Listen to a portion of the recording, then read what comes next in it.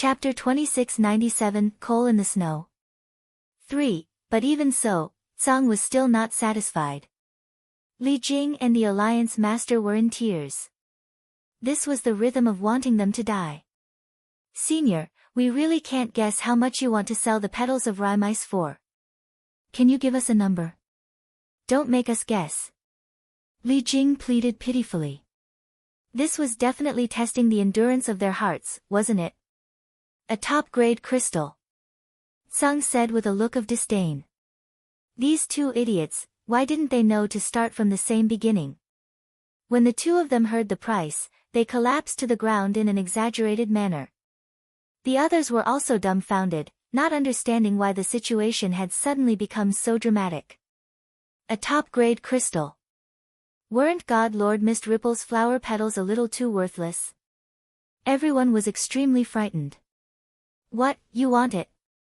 Seeing everyone's fearful faces, Tsang's mood was great. You're really only selling it for one top-grade crystal? Li Jing's heart was beating wildly, and he could not believe what he had just heard. Of course, it's already good enough for that piece of crap to be worth one top-grade crystal. If it wasn't for the fact that I didn't want to sell it at a low price and didn't want to give it to you for free, I would have only wanted one low-grade crystal. But I also have to think about your status. You are the Ascender General Union's chief and vice chief, so the things I sell must be in line with your status, don't you think so? Azure said with an expression that said I'm doing this for your own good. However, his words not only slapped Fog in the face, but also caused Li Jing and the Alliance Master to be implicated. Li Jing and the Alliance Master were even more depressed. It seemed that in this cat's heart, their identities were only worth one top-grade crystal. Sob. This was too much of a blow. However, they knew that if Wu Qin knew about this, she would be even more depressed than they were. And Tsang was indeed deliberately trying to mock Fog, who let that woman bully his girl. It couldn't kill the woman easily, but couldn't it find trouble for her? Just like that, the two sides came to an agreement. In the end, Li Jing and the Alliance Master each bought a petal fragment at the price of 2 top-grade crystals. After the transaction was completed, Tsang Yu kindly told the two that it was best to immediately refine the flower petals into pills, otherwise there might be trouble. When the two heard this, they immediately became nervous. What should he do? Under such conditions, where were they supposed to find an alchemist? All of a sudden, an idea came to Li Jing's mind. He looked at Leng Ruoxue with a burning gaze. Shuer, you're an alchemist, right? Yeah, but I don't have a certificate. Leng Ruoxue nodded. Ah. It's fine. The Alliance Master said nonchalantly. At this time, he couldn't care so much. The most important thing was to refine the flower petals into medicinal pills and detoxify their poison. But my price is very expensive. Are you sure you want to find me to refine pills? Leng Ruoxue blinked her beautiful eyes and kindly reminded him. How expensive is it? The Alliance Master couldn't help but ask. In order to refine your detoxification Dan, in addition to the petals of miasma, you will also need a lot of ordinary herbs. What if I provide the ordinary herbs? When you leave this place, you will have to pay me 10 times the reward or the herbs of the same value. If you provide the herbs yourself, you will only have to pay 3 times the amount of the herbs required for alchemy. You can decide for yourself. Leng Ruoxue gave him 2 options. When the Alliance Master heard this, he was immediately conflicted. The price was indeed extraordinarily high. However, he could clearly feel that the flower petal in his hand was getting restless and restless, so immediately refining the flower petal into a pill was the right choice. After thinking it through, the Alliance Master no longer hesitated and directly expressed that he was willing to pay 10 times the reward. He also hoped that Leng Ruoxue would be able to refine the antidote for them as soon as possible. Don't worry, it'll only take a few minutes. Leng Ruoxue was very satisfied with the other party's attitude. She then took out a small and exquisite pill furnace and laid out all sorts of medicinal herbs. The types and dosage were all clearly marked out. She was honest with everyone. After letting the Alliance Master see it clearly, Leng Ruoxu's hands moved quickly. Lighting the fire, putting in the herbs, and so on, the entire set of movements was as smooth as floating clouds and flowing water, dazzling the eyes of the people present, and making them unable to catch their eyes. In a moment, the pill was freshly made. When Li Jing and the Alliance Master received the 2 blood-red pills, they were so excited that tears filled their eyes. They had been sulking for several days, and now they could finally recover their divine power. Without any hesitation, they swallowed the pill. Immediately after, the 2 of them clearly felt a hot and warm current flowing through their dantian, making them extremely comfortable. Then, the 2 of them tested their divine power, and sure enough, they had all recovered. Young Miss Leng, many thanks for the pill you refined. In his excitement, the Alliance Master did not forget to thank Leng Ruoxue. Thanks, don't worry, you've already paid. Leng Ruoxue replied indifferently. All right. The Alliance Master could feel that although this little girl had refined pills for them, she was still angry. She was probably still angry about what had happened. AI. The Alliance Master was in a dilemma. However, after witnessing Leng Ruoxu's alchemy skills, it strengthened his determination to befriend her. He was just not sure if she would give them this opportunity. After thinking for a while, the Alliance Master asked, Miss Leng, can you tell us why you were caught? Everyone present wanted to know about this. Hence, the moment the Alliance Master spoke, everyone immediately turned their attention to Leng Ruoxue. Leng Ruoxue blinked her eyes and said innocently, I don't know either. I originally invited the 2nd and 5th Alliance Masters to come to the Ascender Alliance to cause trouble. I don't know how, but your family's 5th elder misunderstood and thought that I had been captured by the 2nd and 5th Alliance Masters and sent to him. So, he locked me up. Her words were very casual, but the people who heard it were all drenched in cold sweat. AI. They knew that the 5th elder's brain wasn't working well. Otherwise, why would he make such a low-level mistake? However, it was also fortunate that the 5th elder was extremely stupid, which gave them a chance to be saved. Wait, something doesn't seem right. The great elder, who clearly felt that they had overlooked something, thought carefully and couldn't help but ask, when you were captured by the 5th elder, you didn't resist? Why should I resist? They have a lot of people, I need to be more practical. Leng Ruoxue said matter-of-factly. Hearing what she said, everyone present felt their balls hurt again. Practical knowledge. Was there such a practical person? This bastard clearly wanted to see the world in chaos, alright? At this moment, no matter how stupid the crowd was, they could tell that Leng Ruoxue had definitely been captured on purpose. The poor 5th elder was still daydreaming. AI. The crowd started to sympathize with the 5th elder. Then what's going on with the 2nd and 5th Alliance Masters? After sighing and sympathizing for a while, the great elder asked again. I'm here to cause trouble, so of course I have to find someone who knows the way. They are the guides I found for myself. Besides, they know that you're in trouble and want to save you, so they're very cooperative with me.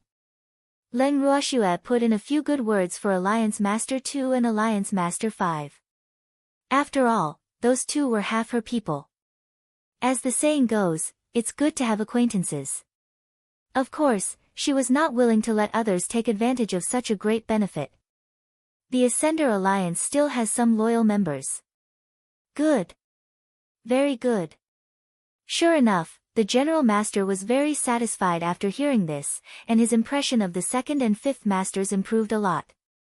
One must know that he was originally against promoting the current 2nd Alliance Master to the position.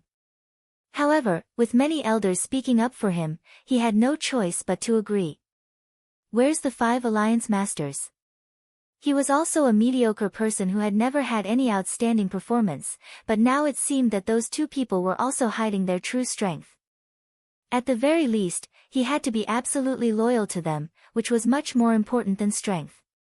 After all, one's strength could be slowly improved, but loyalty was quite rare. Especially at this time, the other party did not hit them when they were down and even wanted to save them. What a rare and valuable quality. The Alliance Master decided that he would reward the two of them handsomely after he dealt with the fifth elder and the other traitors.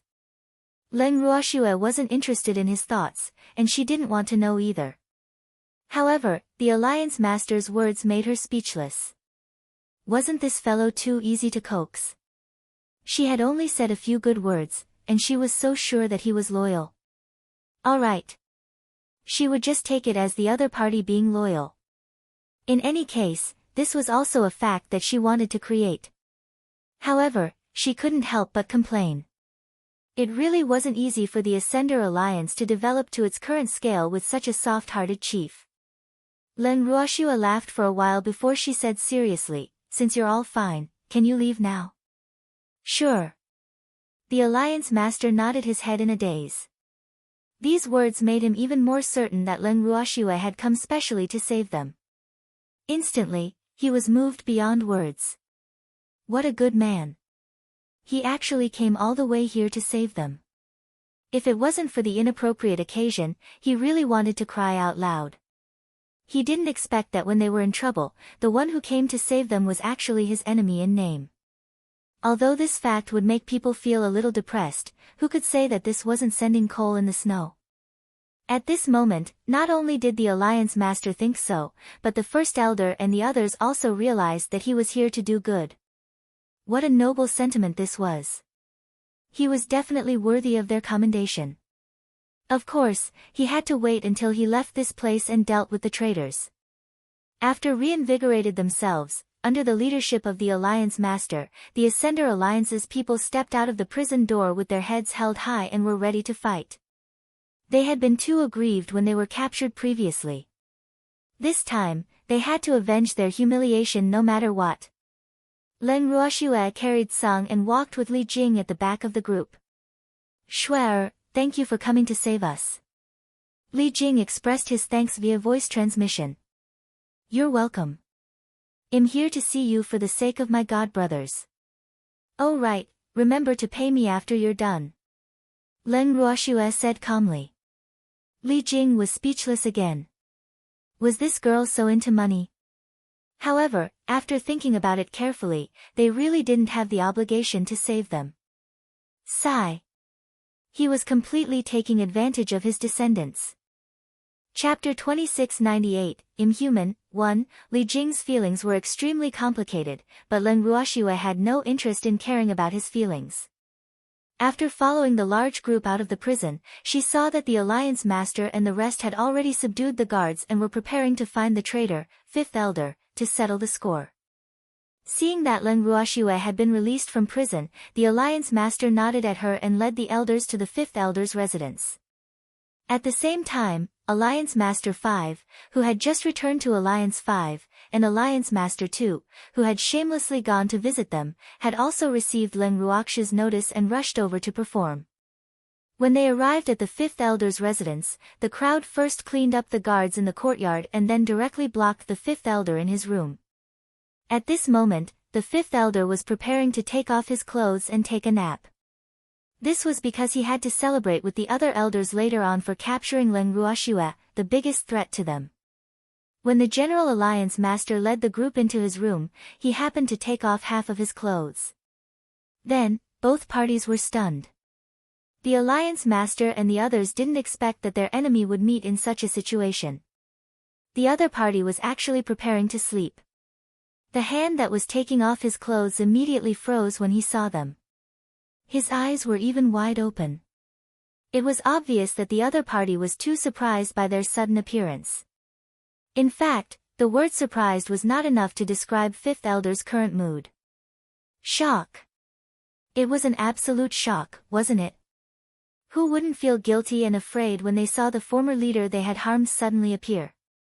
Especially at such a relaxed time, it was even more unbearable for such a thing to happen. After being stunned for a long while, the Fifth Elder stammered. She heard the Fifth Elder say, "Why are you here?" The Alliance Master sneered and said with a faint smile, "Shouldn't the Fifth Elder ask us how you got out of prison?" "Ah. How did you guys get out?" The Fifth Elder obediently added. In fact, he had said this out of habit. He was used to being a lackey. When he heard the leader's intentions, he would always unconsciously want to satisfy it. He was still not used to showing off in front of the Alliance Master, and he even felt scared when he saw the Alliance Master. I should be the one who let them out. Leng Ruoxue chimed in with a smile. When Fifth Elder heard this, he was instantly enraged and directed all his anger towards Leng Ruoxue. Damn it! How could you do that? Don't you know that you're also my prisoner? So what if I know? Do you think that the Ascender General Union's prison can hold me? Leng Ruoxue said disapprovingly. Don't be too proud. The people of the God Lord's estate are still in our Ascender alliance. They won't let you off. The Fifth Elder's face was red with anger as he threatened. Just as well, I didn't plan on letting them go. Leng Ruoxue smiled lightly, causing the Fifth Elder's anger to rise. And you? Azure added indifferently. Then, he stretched out his furry little claws and caught the Fifth Elder, who was jumping up and down, in his claws. He directly carried him over. What do you want to do? The Fifth Elder, who was being held up like a little chick, asked in horror.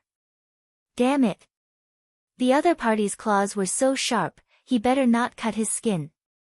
Who knew that just as the Fifth Elder thought of this, Tsang's claw would slash across the Fifth Elder's chubby face, leaving behind a claw mark that was neither deep nor shallow. Thanks, now you know what I want to do. Tsang asked with a smile after doing something bad. You're too despicable. I won't let you off. The Fifth Elder was so angry that blood was rushing to his head. His face had turned purple and his eyes were so wide that they almost popped out. However, Tsang didn't care about the Fifth Elder's words at all. Instead, he continued to smile evilly. Old man, what do you want to do to me? Oh. I don't want to let you go either. Tell me, who will be the final winner between the two of us? Tsang's curious expression made the Alliance Master and the others speechless.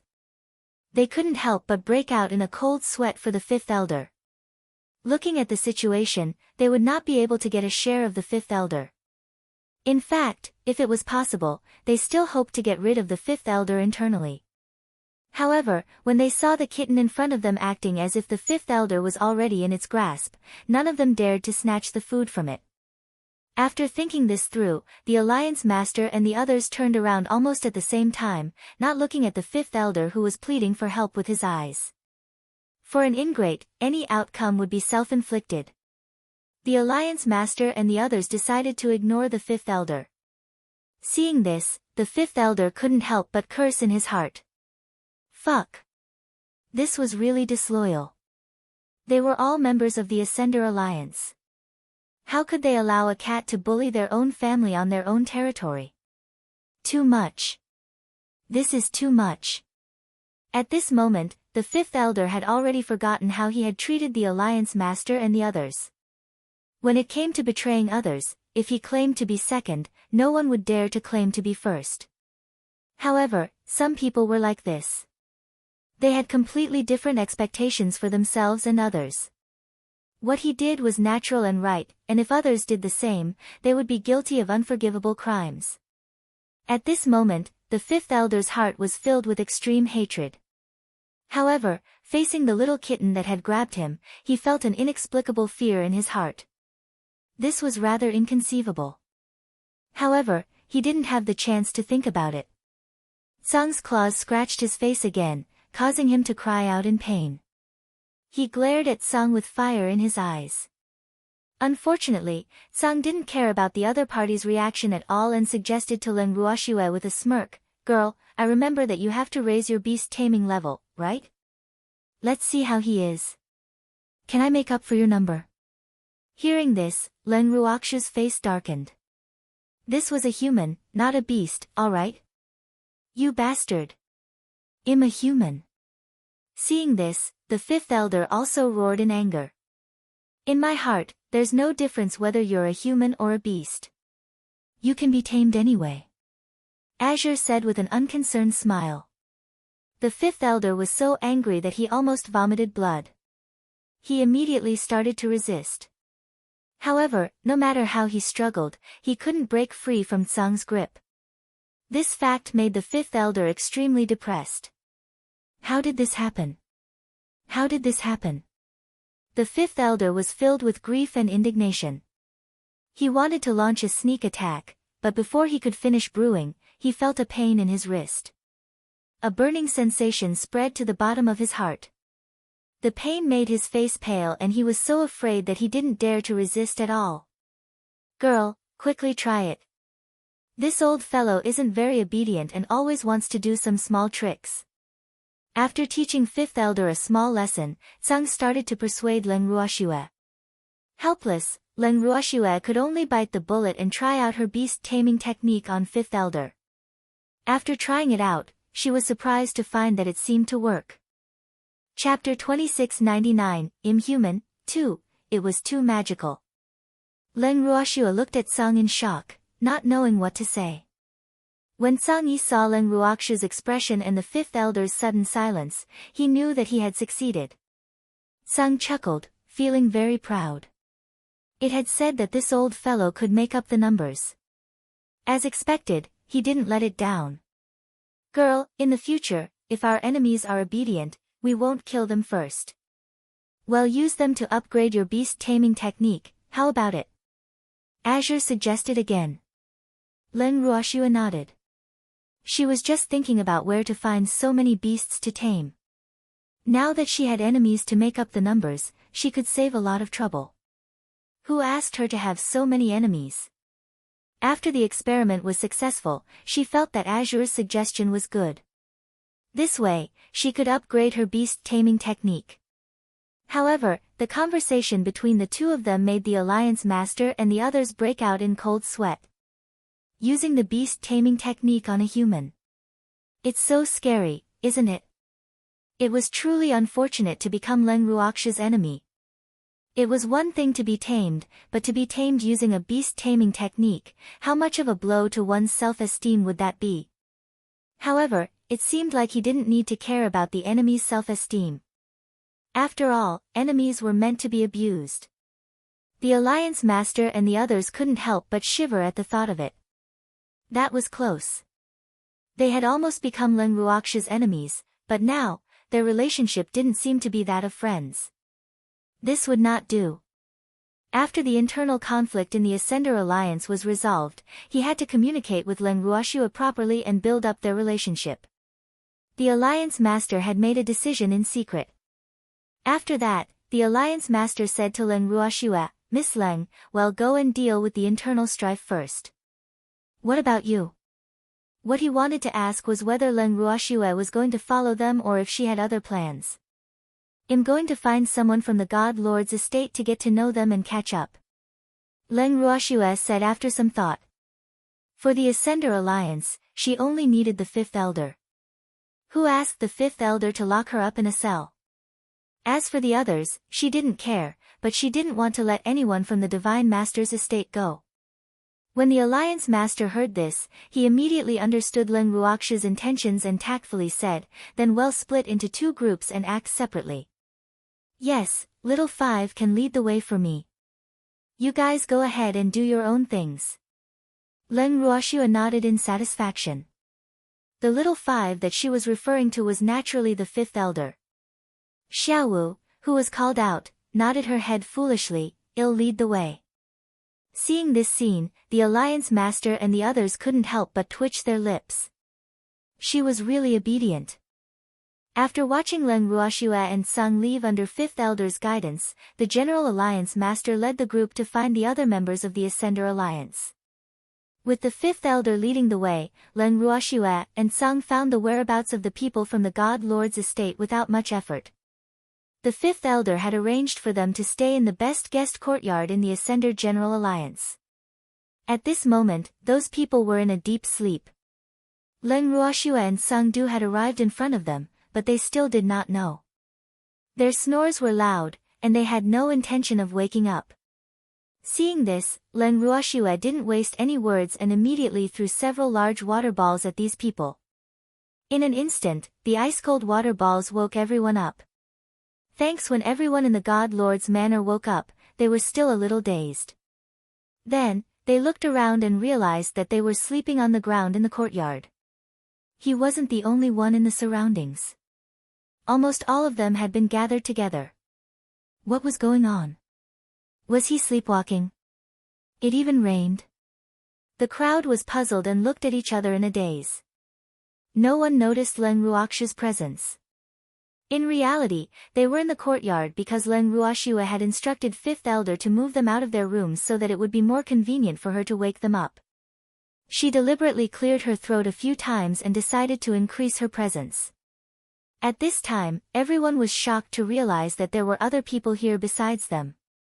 Turning their heads to look at the source of the voice, everyone in the God Lord's estate turned pale and panicked. Their minds instantly sobered up. Why is Leng Ruoxue here? When did she arrive? Why are you here? The God Lord's estate's representative's face alternated between green and white as he asked in fear.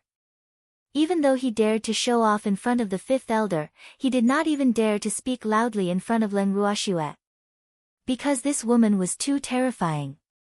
I can't be here. What if I say that I'm only here because of you? Don't you feel honored?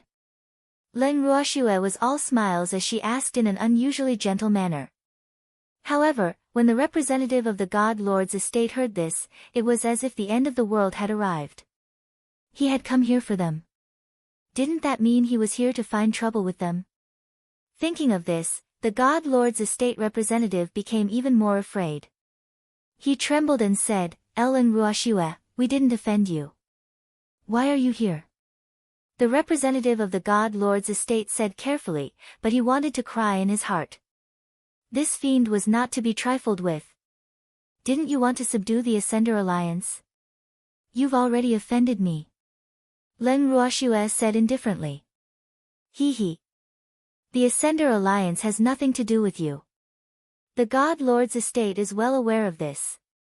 After calming himself down, the representative of the God Lord's estate could not help but remind him. In other words, he was telling him not to meddle in other people's business. They have nothing to do with me. However, after you have subdued the Ascender Alliance, they have a relationship with me, don't you think so? Leng Ruoxue's smile was extremely charming. However, this smile was terrifying in the hearts of the Divine Master's estate representatives. However, the representative of the God Lord's manor still pretended to be confused and said, I don't understand what you mean. You don't understand? Do you need me to make myself clear? Leng Ruoxue squinted her beautiful eyes and asked in a dangerous tone. No need. The God Lord's estate's representative immediately said. Since I don't need to say it, let's solve the problem between us now. Are you going to surrender or do you want me to do it? Leng Ruoxue acknowledged her kindness, so she gave them two choices. Of course, personally speaking, she still hoped that these people would surrender on their own. That way, she would be able to save herself a lot of trouble. However, it was obvious that the representative of the Divine Master's estate did not have such a high level of awareness. After hearing Leng Ruoxue's words, he continued to smile shamelessly. Leng Ruoxue, let's talk this out. Why are you fighting and killing? If we don't fight, how can we solve the problem? Leng Ruoxue deliberately sighed and put on a helpless expression. Can we leave this place immediately? The God Lord Manor's representative didn't want to go head-to-head with Leng Ruoxue. This woman wasn't even afraid of the God Lord, so how could he be a match for her? Of course not. I didn't ask you to leave, so how can you leave? Leng Ruoxue chuckled lightly. Either die, stay, or surrender. Live and stay, your choice. Azure added. Both paths had to be left behind, but the methods were different. Unfortunately, he didn't want to choose any of the representatives of the God Lord's estate. He didn't want to die, and he didn't want to stay either. Because he knew that neither result would be good. Chapter 2700, I'm a Human. 3. After thinking for a long time, the representative of the God Lord's estate finally made up his mind and said fiercely, Leng Ruoxue, don't think that I'm afraid of you just because I'm giving you face. You're alone, right? There are so many of us here, do you think you can keep us here? You can try. Leng Ruoxue said calmly. When the other party saw that Leng Ruoxue did not deny that she was the only one on their side, he felt at ease. He even held his head high and laughed out loud. Leng Ruoxue, you're alone and you still dare to boast so shamelessly. I really don't know where you get your confidence from. When the others heard this, they also laughed wildly in cooperation. Who said that it's only for Miss Leng? At this moment, an angry roar was heard. Then, the second and fifth masters appeared in the guest house with their subordinates. Following closely behind them were the Alliance Master and the others, who had quickly dealt with the traitors and rushed over to make up the numbers. Seeing that Leng Ruoxue's side had suddenly gained many reinforcements, the God Lord Manor's representative was not afraid. Instead, he looked at the Alliance Master and Li Jing with even more disdain and laughed. Even a defeated opponent dares to come and court death. Damn it. If it wasn't for you, we wouldn't have been captured. The Alliance Master immediately roared in anger. All is fair in war, haven't you heard of it? Who told you to be so careless? The God Lord's estate's representative said shamelessly. That's reasonable, all's fair in war. Leng Ruoxue agreed. Hearing this, the representative of the God Lord's estate became more and more proud. He couldn't help but show off to the Alliance Master and the others. Even Leng Ruoxue feels that you guys are too useless. Miss Leng, can you let me deal with this person? The Alliance Master ignored the representative from the God Lord's estate and spoke to Leng Ruoxue instead. Yes. Leng Ruoxue nodded. She knew that the Alliance Master wanted to take revenge, so she couldn't stop him. She simply took a step back and watched the show from the side. Then, the Alliance Master took a big step forward and stood face to face with the representative of the God Lord's estate. As soon as the two of them met, the chief immediately attacked. Countless light blue water attribute divine power was released from his hand, which instantly turned into sharp water blades that shot toward the God Lord estate representatives. The God Lord's estate's representative couldn't help but exclaim in surprise, "You've actually recovered your divine power." However, he didn't panic. He also raised his hand and threw a small handful of colorless and transparent powder into the air. This time, the Alliance Master was mentally prepared. The moment the other party moved, he quickly covered his mouth and nose. Seeing this, the representative of the God Lord's estate snorted and said, "You think you'll be fine if you cover your nose and mouth?" Hearing this, the Alliance Master's eyes widened. What did this mean? He didn't need to think about it himself. The representative of the God Lord's manor then asked, "I'm telling you, it's useless. You're dead today. Is that so?" Just as the Alliance Master was bewildered, Azure asked with a faint smile. Of course. The God Lord's estate's representative thought that it was the Alliance Master who had said this, so he replied with great pride. However, he soon realized that the one who interrupted him was the little kitten that he had ignored all this time. I don't believe it. Azure said as if the other party was a big liar. Damned animal. You shut up, you have no right to speak here. The God Lord's estate's representative turned to shout at Sang Ho. He had wanted to scold the silly cat when it interrupted him earlier, but he didn't have the time to do so. Now that he had the opportunity, how could he not retaliate? Wouldn't he be looked down upon by a cat? Who knew that as soon as he said this, Azure's body immediately emitted an endless cold pressure and roared, "You bastard! You're the animal. Your whole family is a bunch of animals." Azure didn't feel that it could vent its anger just by roaring. After it finished scolding, it quickly jumped out of Leng Ruoxue's arms and dashed towards the representative of the Divine Master's estate at lightning speed. Everyone could only see a white beam of light dancing in the air, followed by tragic screams, each more tragic than the last. A moment later, the white beam of light returned to Leng Ruoxue's arms, returning to its image of an obedient little kitten. At the same time, the representative from the House of Gods was covered in claw marks. Blood was dripping down from his wounds, and his clothes were like torn cloth, hanging on his body on the verge of collapse. He only stood in front of everyone for a few seconds before he fell to the ground and passed out. Tragic. How tragic. Thanks, the onlookers only felt their scalps go numb and fear rose in their hearts. This little cat was really too ruthless. It had not even been a minute, and he had already scratched him to this extent. How much hatred did he have for her? The Ascender Alliance couldn't imagine it, but at the same time, they were glad that they weren't its enemy. Otherwise, they might have been the ones lying on the ground. However, the people from the God Lord's manor could not be as calm as them. Seeing that the person in charge was unconscious and his life or death was unknown, they were all afraid without a leader. All of them looked at a loss. What should they do? Should they resist or surrender? This was the only thought on the side of the Divine Lord's estate. Do you want to die? Seeing that they were wavering, Azure's eyes widened and he shouted. No, I don't want to die. Some people couldn't take the shock and knelt down to beg for mercy. Surrender if you don't want to die. I'll only give you 1 minute to decide. After 1 minute, those who don't surrender will all die. Sung threatened. This time, the people from the God Lord's estate were completely flustered. The less courageous ones felt their legs go soft, and the hesitant ones surrendered under Tsang's intimidating gaze. Such a scene caused the Ascender Alliance to sigh endlessly. This was the difference in strength.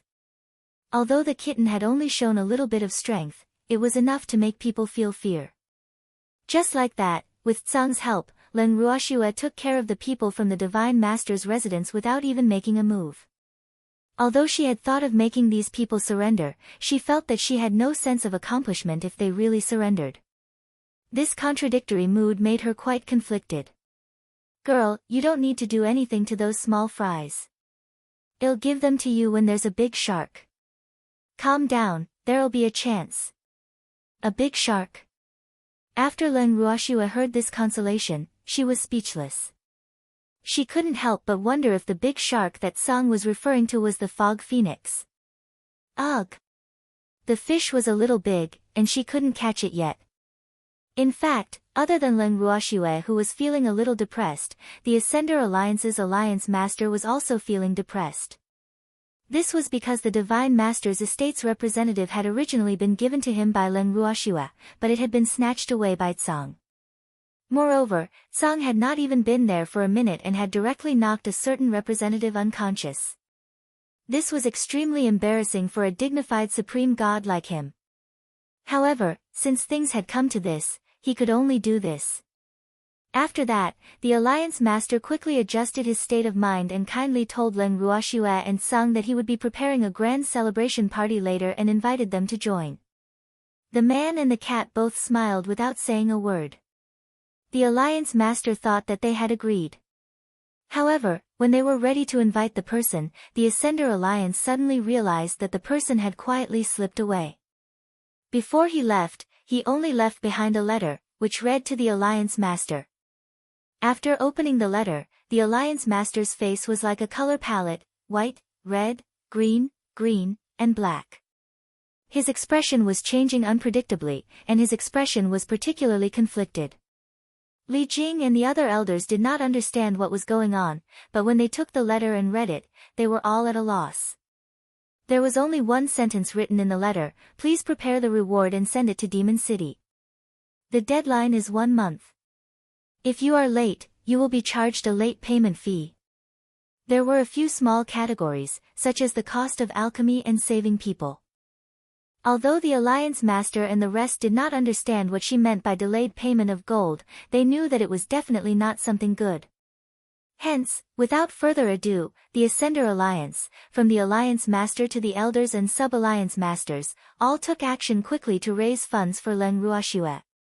It was a good thing that the Ascender Alliance was a big organization and Len Ruoxue did not ask for too much. Hence, the reward was prepared very quickly. The Alliance Master and Li Jing followed their original plan and decided to head to the Land of Demons personally.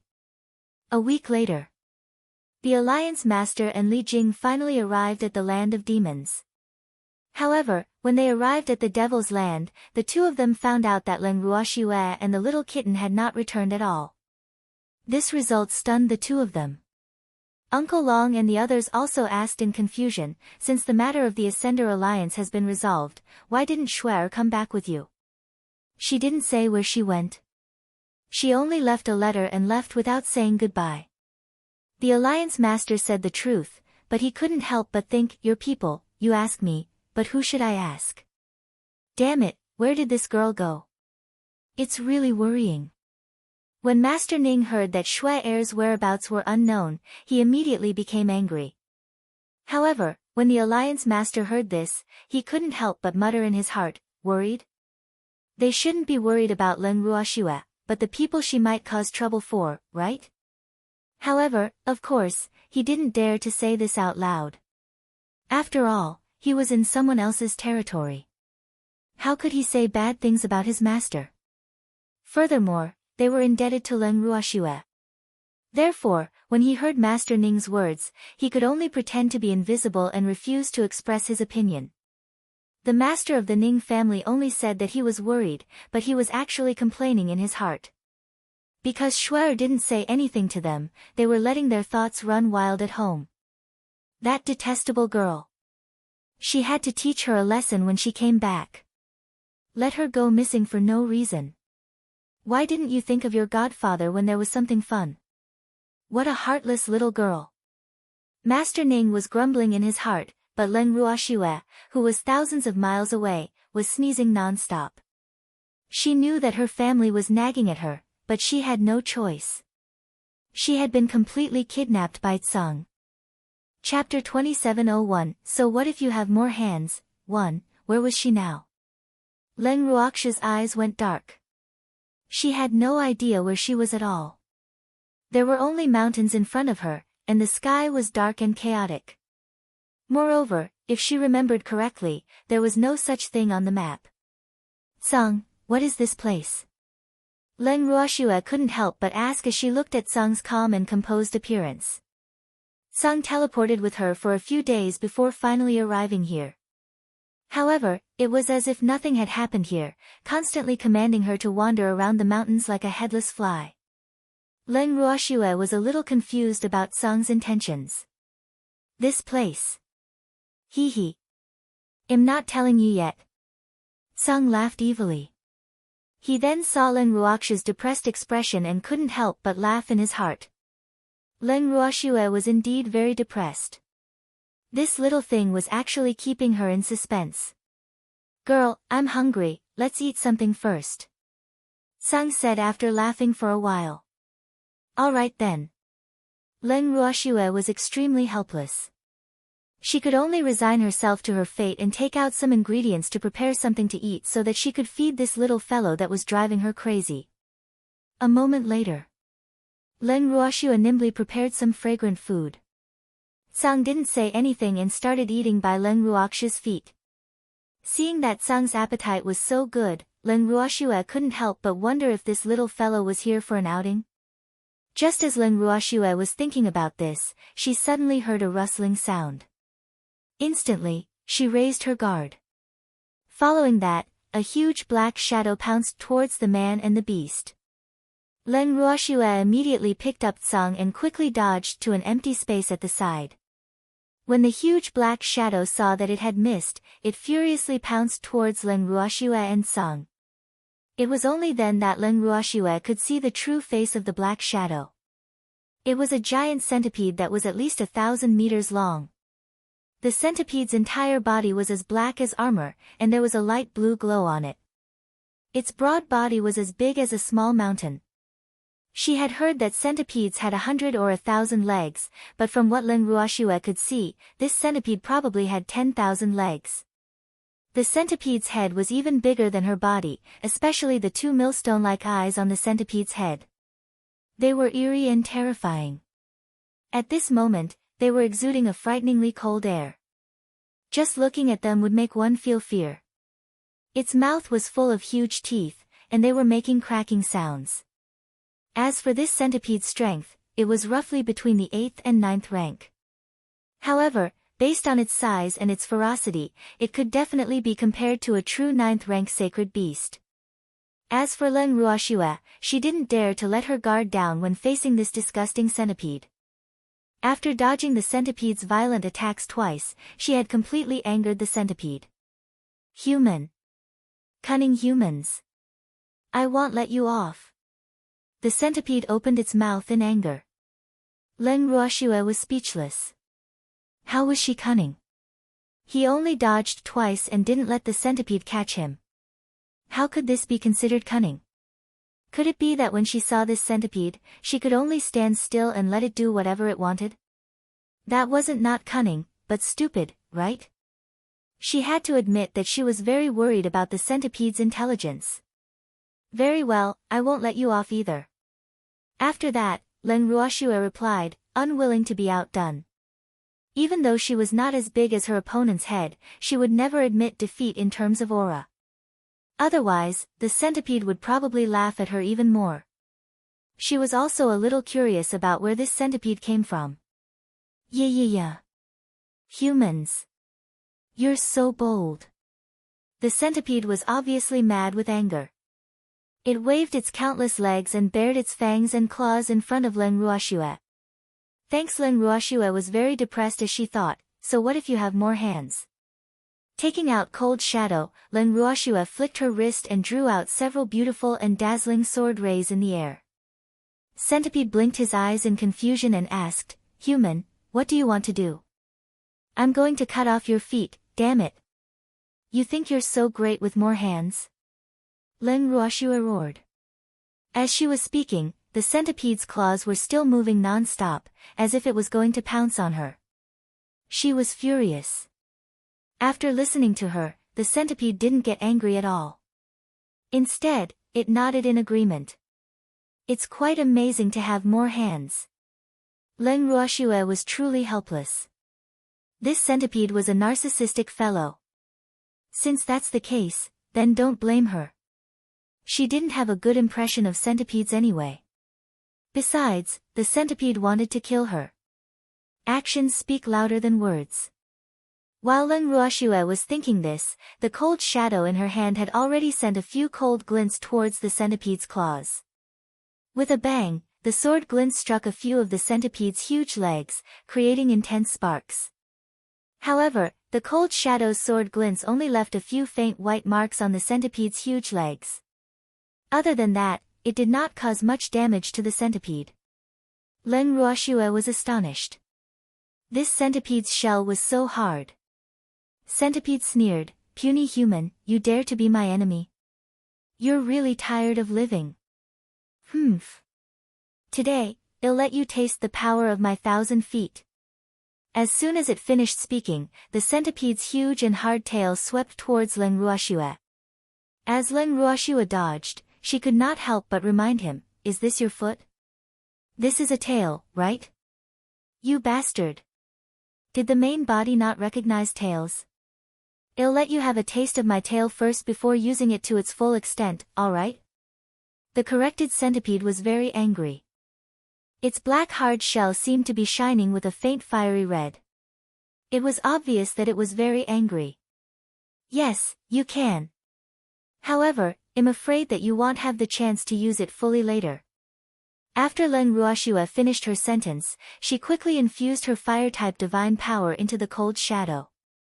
In an instant, a few sharp sword gleams flew out again. The centipede was huge and had no time to dodge. It was extremely confident in its own strength, so it didn't think of dodging either. Therefore, it allowed the sword rays to hit its body and feet. But this time, it had completely miscalculated. The fiery red sword light hit its body and feet, and it was so painful that it wanted to roll on the ground. That heart-piercing pain almost took half of its life. How did this happen? Centipede couldn't believe his eyes. The other party's sword ray had also hit his body before, but nothing had happened to him, right? Why was it different this time? Not only was it different, but this time, the other party's sword radiance had also cut off a few of its giant legs. And the pain of the giant foot leaving its body was something it never wanted to experience again in its life. It was too painful. It was too painful. Woo! Tears welled up in the centipede's large eyes. What kind of trick did this woman use? How could he be so powerful? This woman who was holding a small pet was clearly weaker than it. Chapter 2702, So what if you have more hands, too? The centipede couldn't figure it out. Its heart was bleeding when it saw the giant foot lying on the ground. What are you doing? Then, the centipede saw the woman in front of it pick up the few giant legs that had left it. It could not help but ask carefully, why did it feel that something was going to fall on its head? I heard that the centipede is a medicinal ingredient, so of course I can't waste it. I'm going to keep your leg for alchemy. Leng Ruoxue answered the centipede's question with a smile. Her pair of beautiful eyes kept on sizing up the centipede's sturdy and hard black shell. At once, the centipede was infuriated by Leng Ruoxue's words and the way she was sizing it up. It immediately roared, "Human! How dare you? Do you know who I am?" "I know, you're a centipede." Leng Ruoxue nodded. "Humph. Ignorant human. I'm telling you, I'm not just a centipede, I'm also the chief of the entire centipede race in the divine world. At the same time, I'm also a trusted aide of God Lord Fog Ripple. So if you're smart, you'd better leave behind my foot and quickly leave. Otherwise, you'll only die here." In a fit of rage, the centipede revealed its trump card. Initially, he thought that after it revealed his background, Leng Ruoxue would be so frightened that she would immediately run away. Who knew that not only did she not leave after hearing his words, she even appeared to be in deep thought. This made the centipede clan leader extremely puzzled.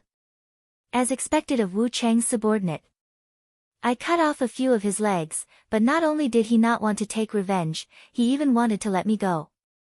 Leng Ruoxue laughed indifferently. In other words, she was saying, "Little centipede, you're so cowardly." Humph. It's good that you know. As subordinates of God Lord Mist Ripple, how could we stoop to the level of puny humans? So, this lord will be magnanimous and not haggle with you. If you know what's good for you, then quickly leave. Don't force me to do it. The centipede clan leader did not catch the hidden meaning behind Leng Ruoxue's words. Instead, he spoke with pride. It was honored to be a subordinate of God Lord Mist Ripple. But in reality, it had thought of taking revenge after Leng Ruoxue had chopped off a few of its legs. It was just that it had some instinctive fear of Leng Ruoxue's fire attribute divine power. Thus, it would rather suffer a little than to be entangled with this human. However, how could Leng Ruoxue be dismissed so easily? Especially after hearing that the other party was a trusted aide of Ripple, she would not leave so easily. People from Rime Ice.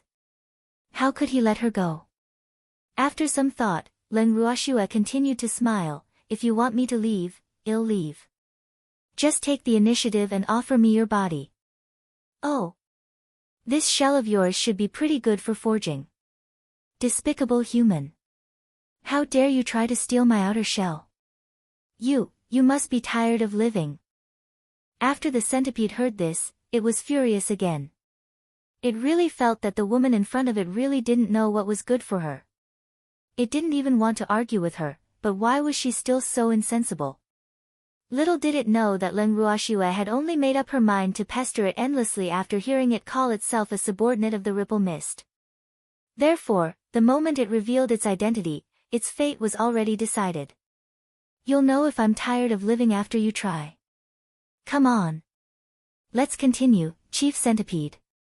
Leng Ruoxue beckoned at the centipede, whose body was on fire from anger. Then, she flashed out the cold shadow in her hand, signaling for the other party to quickly make a move.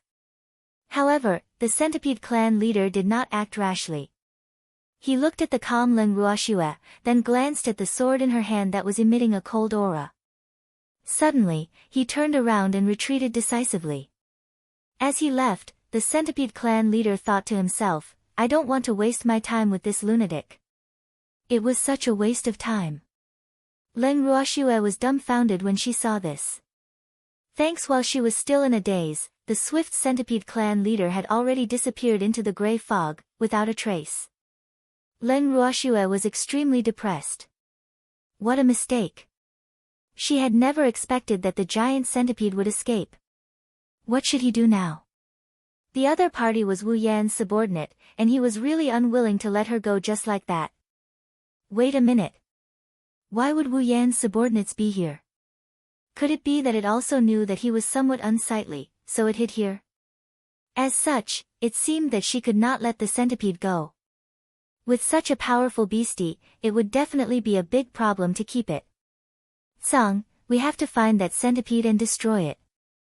After thinking for a while, Len Ruoxue spoke to Tsang Dao very seriously. And, that guy's entire body is a treasure.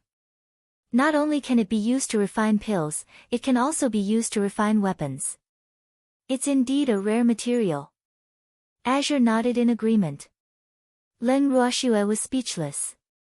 That was not what she meant. She just wanted to weaken the fog, but she couldn't deny that Tsang's words were true. That centipede was a treasure. Tsang, let's go find that centipede. Len Ruoxue couldn't be bothered to argue with Tsang and directly said. Girl, don't be anxious. Wait for another 2 or 3 days, and we'll meet it again. Tsang had a look of confidence as he said mysteriously. What? Len Ruoxue was puzzled. What did this mean? Aren't you curious as to why that centipede is here? Azure asked with a faint smile. Why? Len Ruoxue was very cooperative. Since Tsang had said so, it shouldn't be the childish reason she thought of before. There's a precious herb here, and that centipede was ordered to guard it. Originally, this centipede was the guardian beast of that medicinal herb, but it was later subdued by that bitch, Wu Han, so it became Wu Han's slave. This time, Azure didn't keep him in suspense and explained. Len Ruoxue's interest was piqued the moment she heard the word precious. She asked, is that medicinal herb the reason you brought me here? Yes, that medicinal herb is very important to the rime ice. Therefore, we must get it. Azure clenched his furry little fist and said fiercely. In that case, should we call Uncle Long and the others over? There's strength in numbers. Len Ruoxue suggested. However, Azure shook his head, there's no need to call them over. The 2 of us are enough. Are you sure? What if Wu Xian comes here? Len Ruoxue asked worriedly. Even though the fog ripple had been injured, she didn't know how much better the woman's injuries had gotten. She didn't dare to let her guard down. I'll deal with her when she comes, but I don't think she'll come here. This place is considered one of her secret bases. It's not even marked on the map of the Divine Realm, so she definitely won't expect us to come here. More importantly, the guards here are all idiots who rarely move around in the Divine Realm. They have never seen us before, so they naturally don't know about the enmity between us and Fog Ice, so don't worry. We'll definitely be able to get those herbs. Azure was full of confidence. This was also the reason why it didn't allow Len Ruoxue to call Uncle Long and the others over. In the land of evil demons, there were countless pairs of eyes watching them. If the spies of Fog Ice discovered the actions of Uncle Long and the others, it would definitely alarm Fog Ice, and it would make it difficult for them to snatch that medicinal herb. Chapter 2703, So what if you have more hands? 3, but we've already been discovered by the centipede. Is that okay? Len Ruoxue was still a little worried. That centipede is an idiot. It was so scared by you that it hid in the hole. Before the herb ripened, it would definitely not dare to leave, so don't worry. It doesn't have the intention to tattle. We just need to stay here in peace.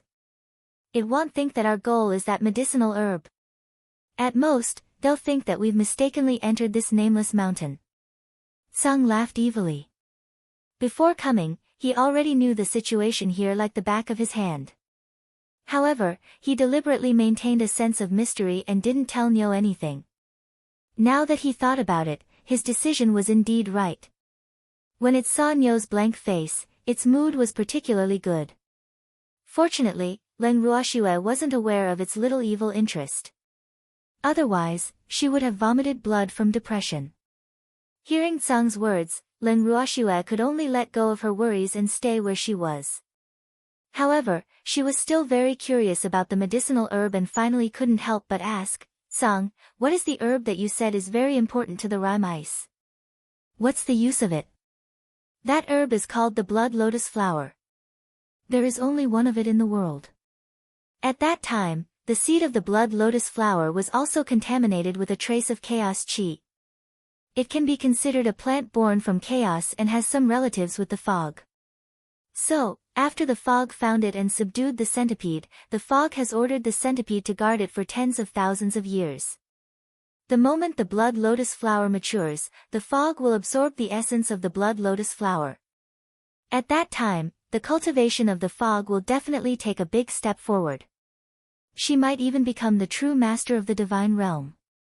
At that time, it would be even more difficult for us to deal with her. But fortunately, she was injured by the demonic man before, so even if she has absorbed the essence of the blood lotus flower, she can't completely use up her strength. However, with the essence of the blood lotus flower that has been around for tens of thousands of years, it will be easy for her to heal Wu Yan's injuries. So, no matter what, we can't let the blood lotus flower fall into the hands of Wu Yan. Azure said very seriously. After Leng Ruoxue heard these words, she nodded. She had never seen Sung show such a serious expression, so she naturally paid more attention to it. But she still had some questions. Azure, how did you discover the existence of the blood lotus flower? Leng Ruoxue was very curious. I've known about it for a long time and have been paying attention to it. However, the blood lotus flower grows extremely slowly. It's been tens of thousands of years. Any other natural treasure would have been able to take form long ago, but that little flower hasn't developed any spiritual consciousness yet. It still recognizes me. Azure said with a bitter expression. Ah. It's been a long time indeed. In that case, you've been eyeing the blood lotus flower for a long time. Leng Ruoxue listened to Tsang's complaints and couldn't help but let her imagination run wild. Between this beast and flower, there was clearly. Girl, how can you say that? We can't let it fall into the hands of fog. I hate that woman. My greatest pleasure is to make trouble for her and make things difficult for her. So, we must get the blood lotus. Azure reminded him seriously. Yes, just because that flower is what Wumo wants, I can't give it to her. However, what kind of flower was the blood lotus flower? And what does it have to do with Shuelian? Leng Ruoxue could not help but ask. It doesn't matter. They just look a little similar. However, snow lotuses are basically white, while blood lotus flowers are as red as blood.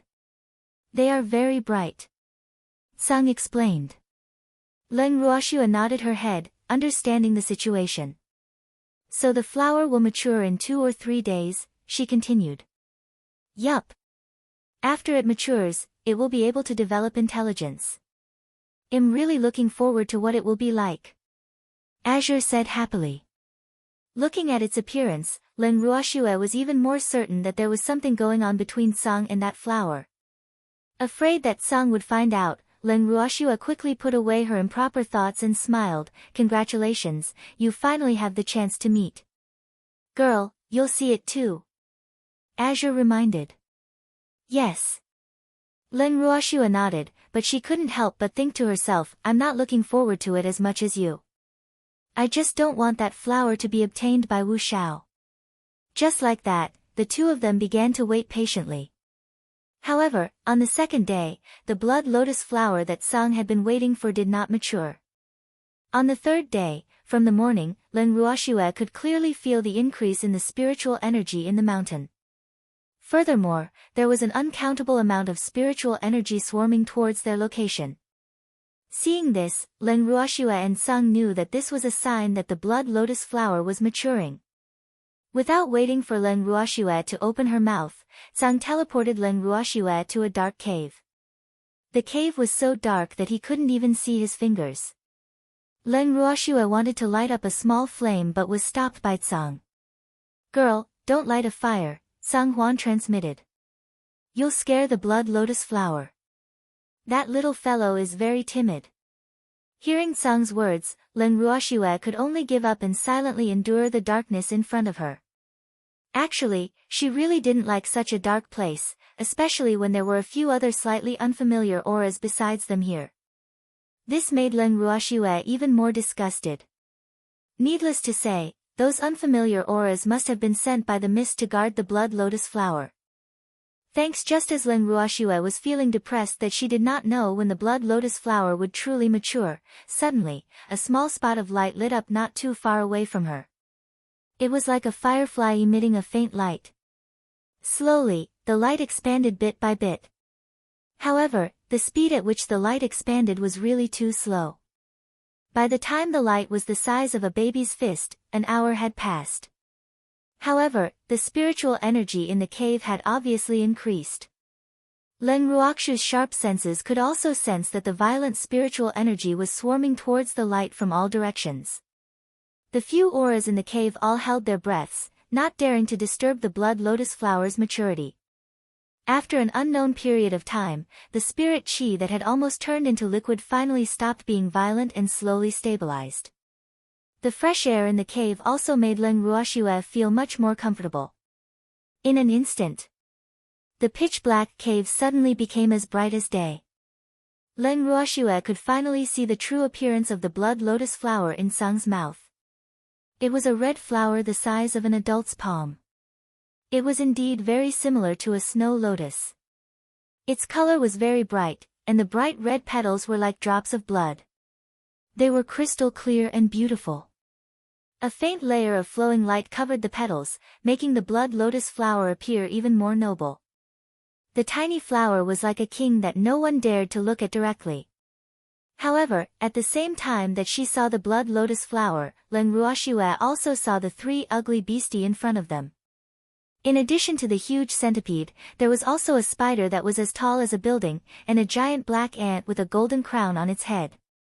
Needless to say, these three guys were definitely chiefs, kings, or something of the sort.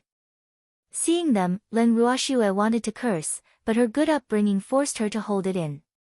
She looked at the three ugly creatures in front of her with a face full of vigilance. In an instant, 4 figures flew towards the blood lotus flower. One of the white figures, which was as fast as lightning, was naturally azure, while the other 3 were the 3 ugly beasts. When Leng Ruoxue saw this, she was prepared to lend Tsang a hand to block the 3 beasts. Who knew that before she could even make a move, the heart of the tiny blood lotus spat out a red mist. Almost instantly, the 3 ugly beasts took a big step back at the same time. Tsang took the opportunity to keep the blood lotus in his arms. Looking at Tsang's careful manner, as if he was holding a rare treasure, Leng Ruoxue was even more certain that there was an extraordinary friendship between them. However, this was obviously not the time for gossip. There were still 3 very ugly beastie eyeing them covetously. However, what surprised Leng Ruoxue was that after the blood lotus flower was obtained by Tsang, not only did the 3 ugly beasts not immediately rush forward to snatch it, they even looked as if they had suffered a huge blow. Especially the centipede clan leader, his face had completely crumbled and tears were rolling down his face. Following that, he heard the centipede clan leader choked with sobs, "Little blood, how can you treat me like this? I've been protecting you for tens of thousands of years." As soon as he said this, the other 2 also burst into tears, as if they had been wronged, and joined in, "Little blood, you don't want us anymore? In what way can we not compare to that damn cat?" After saying that, the other 2 were still burning with jealousy and glared at Tsang fiercely. Upon hearing this, Leng Ruoxue looked at the complicated relationship in front of her. She could not help but imagine, could this be the so-called my lover is married, but am not the groom? No, it should be the lover that he had protected for tens of thousands of years, but the moment he woke up one day, he fell in love with someone else. It was obvious that the guardian would be very sad. As for Tsang, who was on the other side, he was obviously domineering. He fought 1 against 3, using his small body to fight against 3 huge monsters. Leng Ruoxue's mind was filled with wild thoughts. Just then, she heard an extremely childish voice ring out by her ear. "So what if you have protected me for tens of thousands of years? You still want me to die, don't you? The childish voice sounded very angry. You guys can't compare to Azure in any way. He added. Look at how smart this little guy is. Although it had just gained sentience, it was clear that these three ugly fellows were not as good as Tsang, who was obviously more interested in it. Len Ruoxue supported the idea of the tiny blood lotus flower. And he quickly expressed it with his actions. She clapped. Little guy, you've made a wise choice.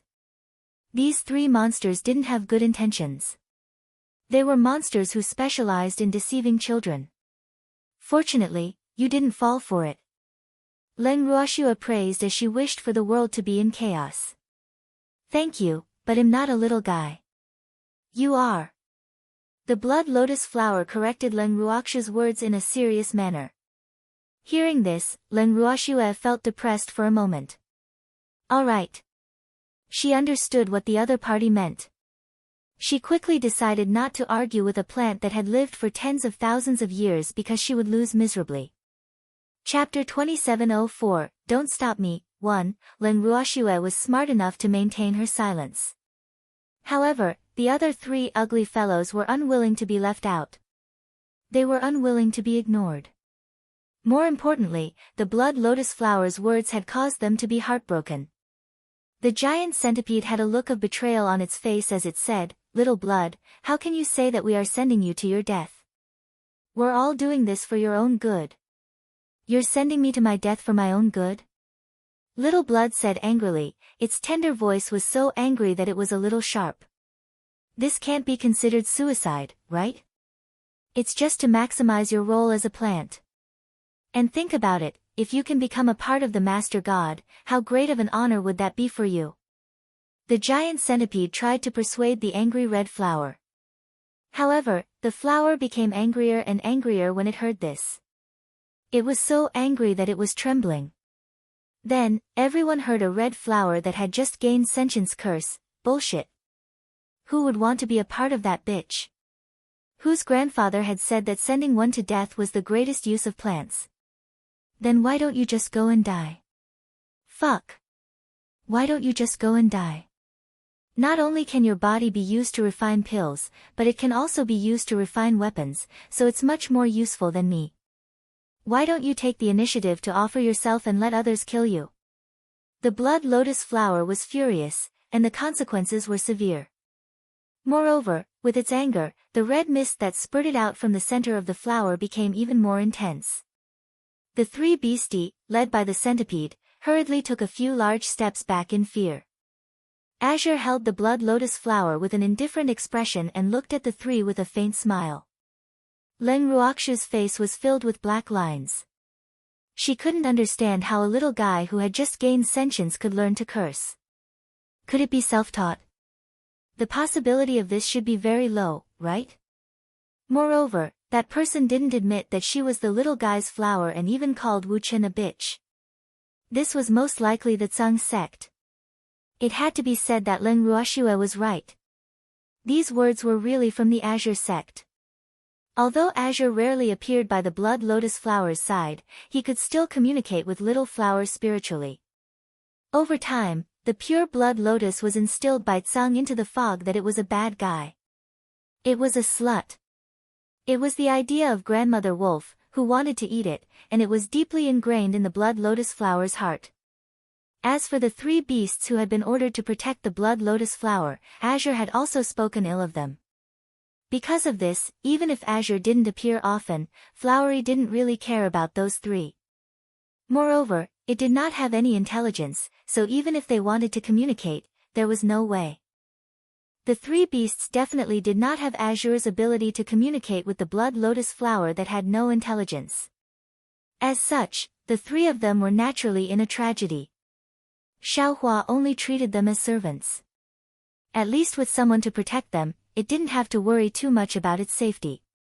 More importantly, it was very clear that as long as it was not mature, the ripple which would not be willing to eat it. That was why it had been living a carefree life for the past tens of thousands of years. Now that it had matured, it meant that danger was coming. It was time for the two sides to fall out. Now that it had the protection of the thick-skinned azure, it naturally didn't need to fear these three guys. It had to be said that Azure's upbringing had been very successful, and the blood lotus flower was very dependent on it. The closeness between the beast and the flower had greatly provoked the three ugly beasts, who were burning with jealousy. Seeing how the other party treated Sung as a love rival, Len Ruoxue was both amused and speechless. However, she knew that the little flower was not to be trifled with. The red mist that came out of the flower's pistil was poisonous. Although she didn't know what would happen if she came into contact with it, but looking at the three of them fearful expressions, the poison was probably not light. Len Ruoxue was secretly making guesses at the side. The three beastie, who had lost their rationality and flown into a rage out of humiliation, were conversing privately through voice transmission. They would even cast their gazes towards Len Ruoxue from time to time, causing her to be baffled. Why were the three of them looking at it? Just as Len Ruoxue was feeling puzzled, she heard Qing Ju's chuckling in her heart. She could not help but wipe the sweat off her forehead. Before she could ask, Qing Ju's voice was heard. "Thanks, big sister, they're trying to get their hands on you." What? Len Ruoxue didn't understand. Even though they were enemies, shouldn't they be dealing with their love rival now? Why did he have any ideas about her? However, before Len Ruoxue could ask, she saw three huge black shadows pouncing towards her from the corner of her eye. She dodged nimbly and jumped to a safe place at the side, causing the three to miss. The three beasties' anger burned even more when they saw that they had failed. The centipede clan leader was so furious that he spat out a black poison at Len Ruoxue. At the same time, the giant spider spat out countless light yellow, web-like threads from its mouth, which were scattered towards Len Ruoxue. The big black ant waved its two huge pincers and pounced towards Len Ruoxue once again. The attacks that these three beasts used were all their most powerful attacks. They had made up their minds to teach Len Ruoxue a lesson, so all three of them were going all out. When Len Ruoxue saw this, she was so angry that she wanted to curse the heavens. Damn it! This was bullying. She wasn't the one snatching his love away, so why was he trying to force himself on her? If you have the ability, go find a group of people and beat them up. This bunch of bastards who bully the weak and fear the strong. Len Ruoxue was enraged. She immediately threw out a small flame. The small flame split into three in the air and flew towards the three beasts from different directions. As soon as the centipede clan leader saw the flame, he was instinctively afraid and slowed down his pace. However, the other two did not know the truth. They continued to shoot out their pincers. The one that was waving its pincers increased its strength, determined to take Len Ruoxue down. According to their thoughts, the woman in front of them was the owner of that hateful cat. As long as they killed this woman, that cat would not be a threat.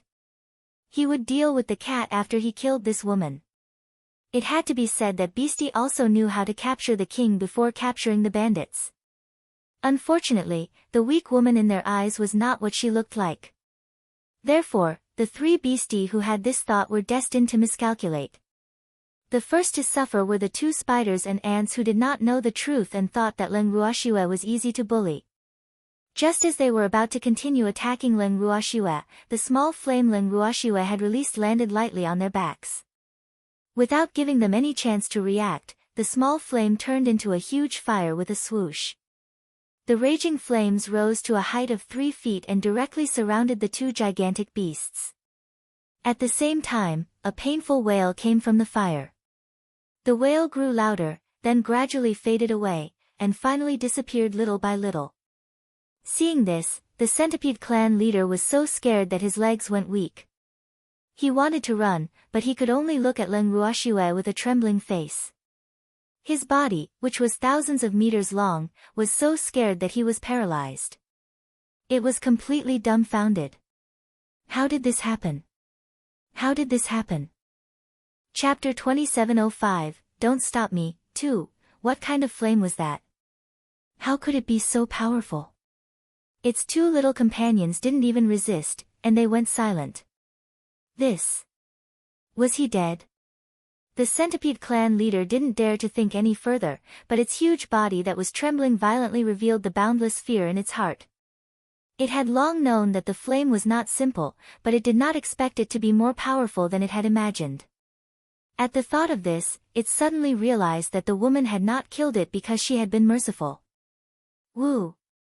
How did this happen? The Centipede clan leader asked himself for the umpteenth time.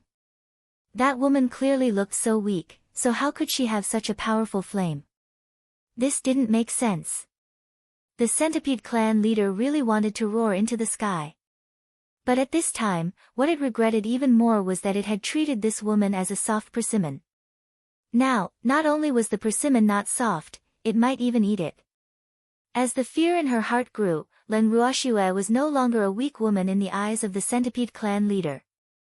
She was a demon. That's right. Brutal demon. It was an extremely terrifying demon that was not even as big as its head. That. It really wanted to ask, "Great demon. Can you let me go?" Sob. It deeply regretted provoking Len Ruoxue.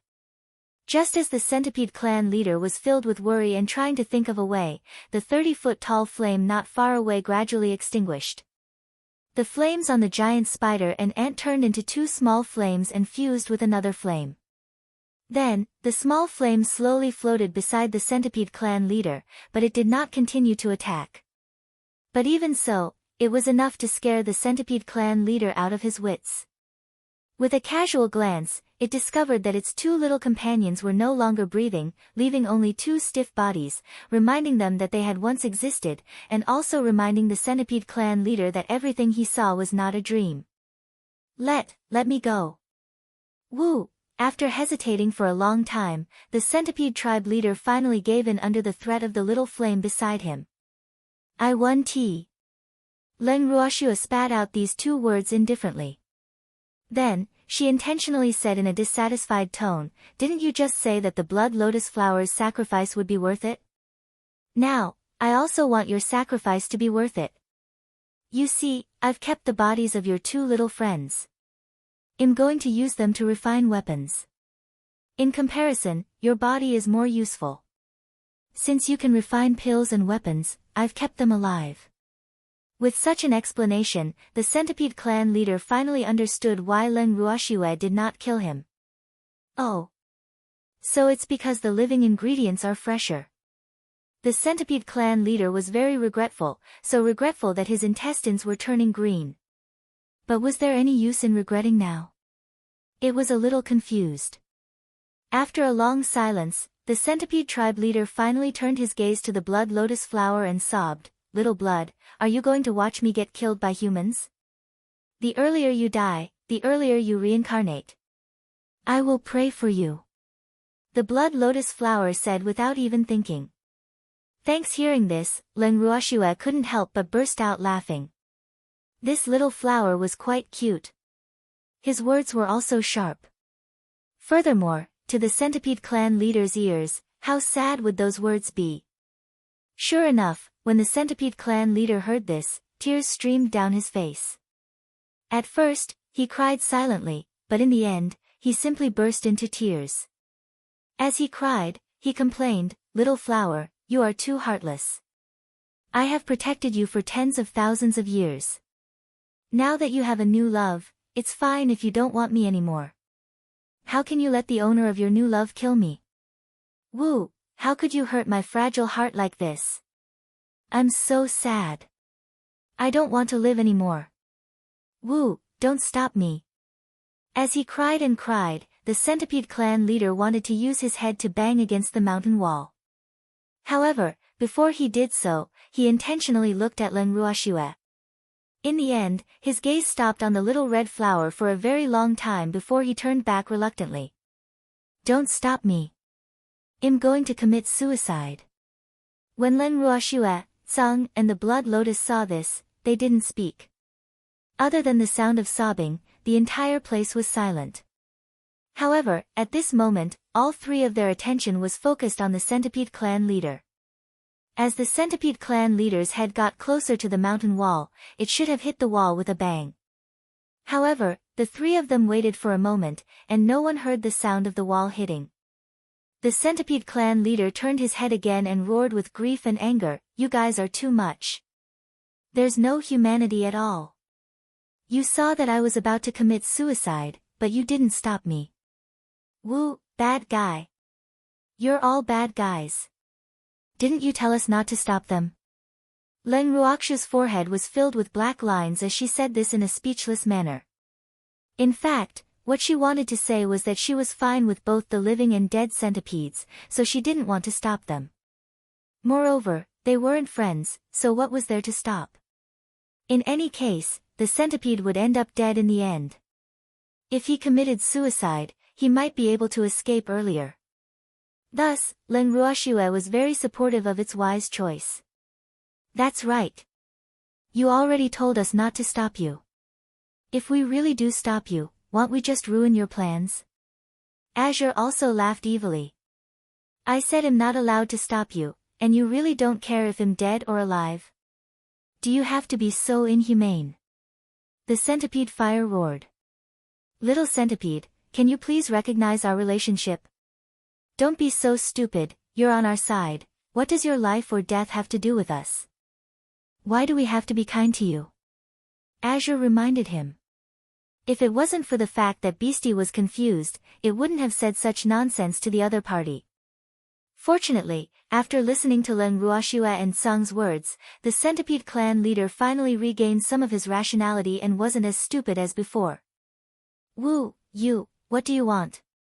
Little blood has already been taken by you guys, I have nothing left, and you guys still won't let me go?" After a long time, the centipede clan leader finally woke up completely and asked. "You're Wu Chang's subordinate, it's impossible for us to let you go." Sung replied with a smile after hearing the words of the centipede clan leader. "Do you know that you're going against God Lord Fog Ripple? You guys stole her things, she won't let you guys go. Aren't you afraid?" The centipede clan leader asked in confusion. It didn't know where this man and beast had gotten the courage to steal food from God Lord Mist Ripple's mouth. This was simply courting death. "Even if we don't snatch that slut's things, she won't let us off. We're natural enemies, and we're destined to kill each other. So, it doesn't make much of a difference to us whether we snatch her things or not. Do you understand now?" Azure said with a smile. "Understood." The centipede race chief wanted to cry, but no tears came out. So these two fellows had a grudge against God Lord Mist Ripple to begin with. Then it could be considered to have run into the hands of the enemy. No wonder it was unwilling to let it go. After understanding this, the centipede clan leader felt that he could only wait for death. However, it still couldn't help but ask, "Can you give me a quick death? Don't let me die too painfully." Chapter 2706, Don't Stop Me. 3. It depends on the situation. Leng Ruoxue replied calmly. The moment the centipede clan leader heard this answer, he felt extremely unsettled. What was the meaning of this? Can you not torture me like this? Give him a quick one. Unfortunately, Leng Ruoxue did not know what the centipede clan leader was thinking, and Qing Ju did not tell her either. However, she could more or less sense the centipede clan leader's gloominess. She chuckled evilly and continued to ask, "Since you're the leader of the centipede clan, where are your clansmen? Call him out for me to see." Leng Ruoxue didn't want to leave any hidden dangers behind. Since she had captured the centipede clan leader, she naturally had to deal with his clansmen to avoid any trouble. "I don't have any clansmen. I'm the only one in my clan." The centipede clan leader replied honestly. When Leng Ruoxue heard this, she was conflicted. "You're alone, and you still have the nerve to call yourself the clan leader? You're clearly a commander with a pole. What about them? Where are the clansmen?" Leng Ruoxue did not give up. She pointed at the dead spiders and ants. "They don't have it either." The centipede clan leader said, a little embarrassed. Leng Ruoxue did not know what to say. Seeing Leng Ruoxue's distrustful gaze, the centipede clan leader was so scared that his heart was trembling. He quickly explained, "It's like this. The lifespans of insect-type beasts from the deity world are extremely short. Not only are we weak, but we also have many natural enemies. Therefore, it's extremely difficult for us to survive in the deity world. Tens of thousands of years have passed, and our clansmen have either died or been killed. Now, there are only 3 of us left in our branch. Sob. We're very miserable. As he spoke, the centipede clan leader wanted to play the emotional card again. However, Len Ruoxue was completely unmoved. She only subconsciously glanced at Sung. Seeing Sung nod, Len Ruoxue then stopped doubting the centipede clan leader's words. Then, she took out a rope and tied up the centipede tribe leader, who was tactful and did not struggle, firmly. She then threw him into the house with the other 2 behemoths. After she was done, Len Ruoxue smiled at Sung and said, "Sung, can we leave this time?" "Yes. However, there are still some collections of the 3 beastie in this mountain. We have to steal them." Azure smiled evilly. "I know the place." The Blood Lotus hurriedly said upon hearing this. When Len Ruoxue heard this, she felt a little sympathy for the centipede clan leader's 3 beasties. They were protecting a little flower who was a traitor. However, this was good. It was very much to her liking. Following that, under Xiaohua's guidance, the centipede clan leader and the other 2 beasts' collection became Len Ruoxue's. The 3 beasts had collected a lot of good things over the years, including countless high-quality medicinal herbs. However, according to the Blood Lotus Flower's complaint, these medicinal herbs were collected by the 3 of them to give to the Mist Ripple bitch. When Len Ruoxue heard this, she felt even more at ease. It would be a waste not to take Fog's things. After tidying up the treasures of the 3 beastie, Len Ruoxue was prepared to let Sung bring her home. Who knew that Sung would wave his hand and ask her to wait?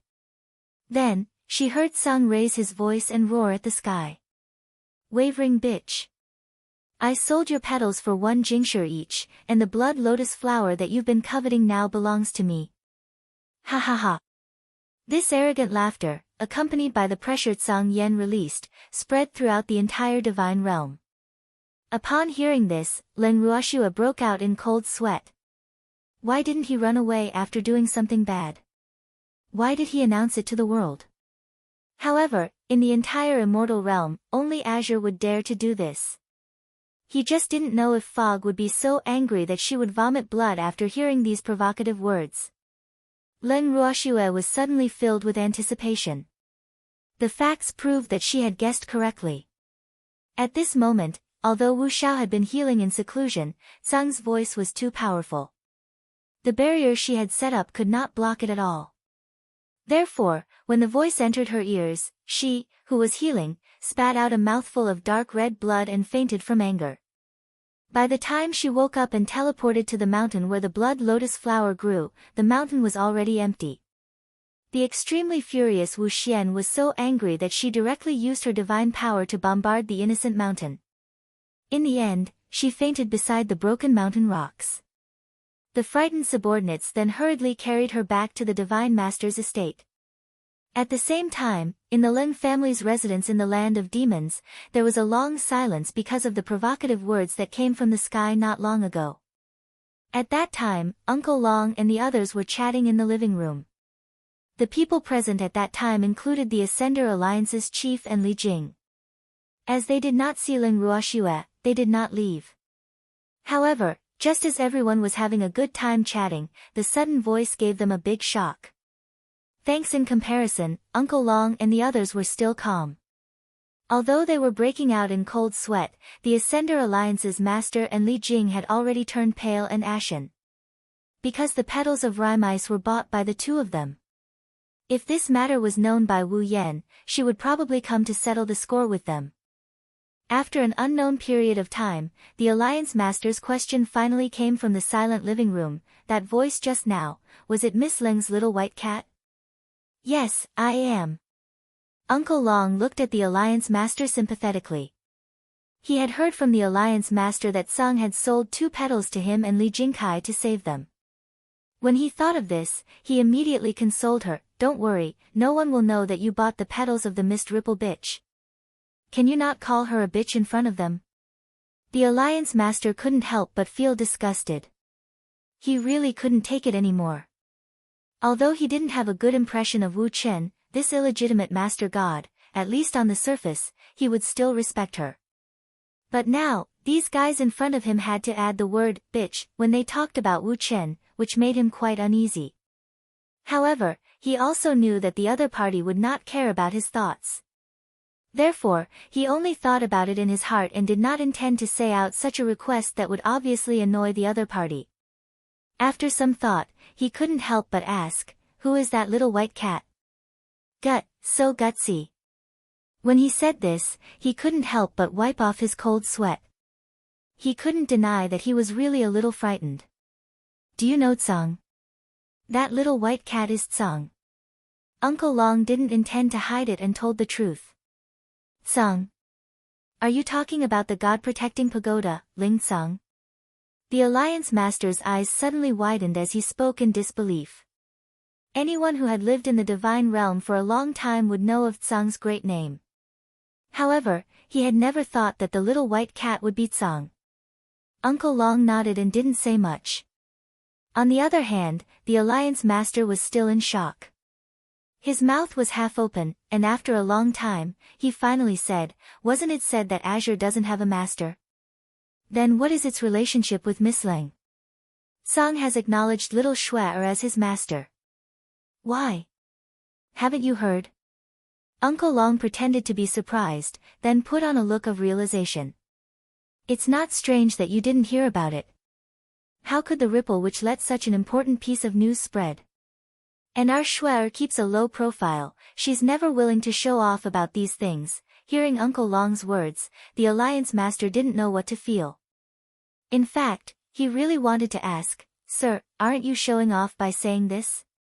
However, he knew that he must not offend his master in her territory. At the same time, he felt that he should reconsider Leng Ruoxu's position. From the looks of it, if the Ascender Alliance wanted to befriend Leng Ruoxue, they were obviously trying to climb up the social ladder. However, he was not willing to make the Ascender Alliance think that they were beneath Leng Ruoxue.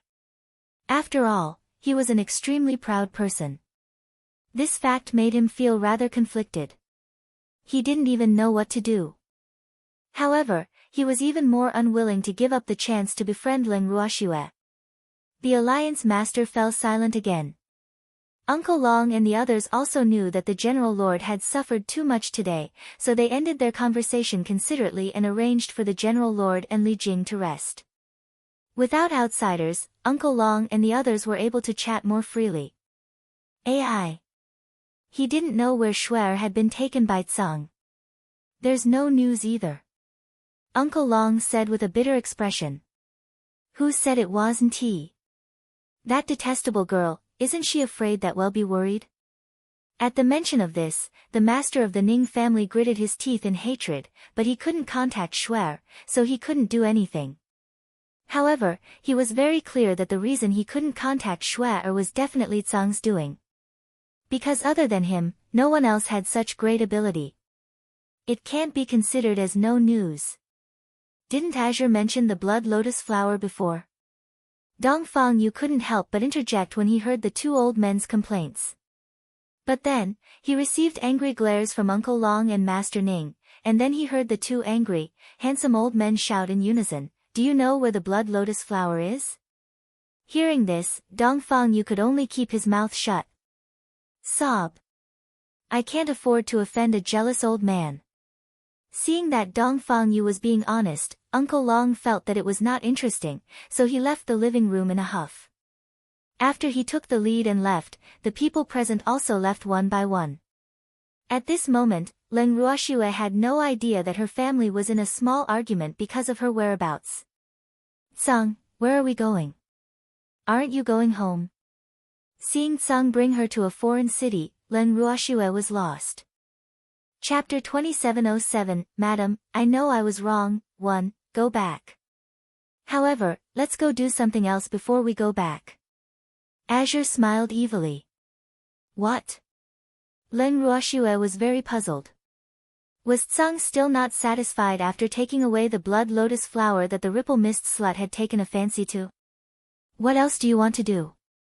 It had to be said that Leng Ruoxue was right again. In reality, ever since Leng Ruoxue and the others were attacked by the fog, Azure had been holding back a grudge. It was just that it had been holding back and not looking for trouble with the fog. It was so patient because it was waiting for the day the blood lotus flower ripened. It had long decided that the moment the blood lotus flower ripened would be the moment when it would feel the most heartache. After all, who would be able to stand the fact that something that they had been looking forward to for tens of thousands of years now belonged to someone else? But now, it felt that since it had stolen the blood lotus flower, it could do something else in passing. In any case, they were all rhyme ice, so it was the same as stealing one, and it was the same as stealing two. In that case, it didn't seem like it was a big deal to get more. With this thought in mind, it brought Leng Ruoxue back here. Of course, this was only their first stop. After all, it was the closest to the nameless mountain where the blood lotus flower resided. Girl, I remember you saying that you've recruited all the guild leaders in the godly continent? Azure asked with a smile. Yes. Leng Ruoxue nodded. This matter was no longer a secret in the Devil's Land. What's the use of guilds that do quests in the godly continent? If you want to accept us, then accept those from the divine realm. You bastard. Wiping out all the guild quests in the divine realm is the same as cutting off half of the arm of that wastrel. Azure couldn't help but remind him. You're here for the divine realm's quest guild. Leng Ruoxue was enlightened. Why would Azure come to an unfamiliar city for no reason? It turned out that he had the intention of taking on the guilds here for quests. However, wouldn't it be a little dangerous to take in all the quests in the divine realm? However, Leng Ruoxue truly felt that this was a good idea, especially after she had a taste of the benefits in the godly mainland. However, the guild had also accepted the divine realm's quest. She had never thought about it before. Oh. It wasn't that she hadn't thought about it, but it was only for a moment. After all, she was still afraid of alerting the enemy. She didn't want to drive that bitch, Wu Cheng, crazy, but looking at Tsang's current thoughts, it was clear that he wanted to drive Wu Cheng crazy. Or it could be said that it had already driven the Mist Ripple crazy. When she thought of this, Leng Ruoxue didn't wait for Tsang to reply and couldn't help but ask, Azure, you've completely angered Rhyme by snatching away the blood lotus flower. Shouldn't we return to Demon City first to guard against the sneak attack of that wretched Rhyme?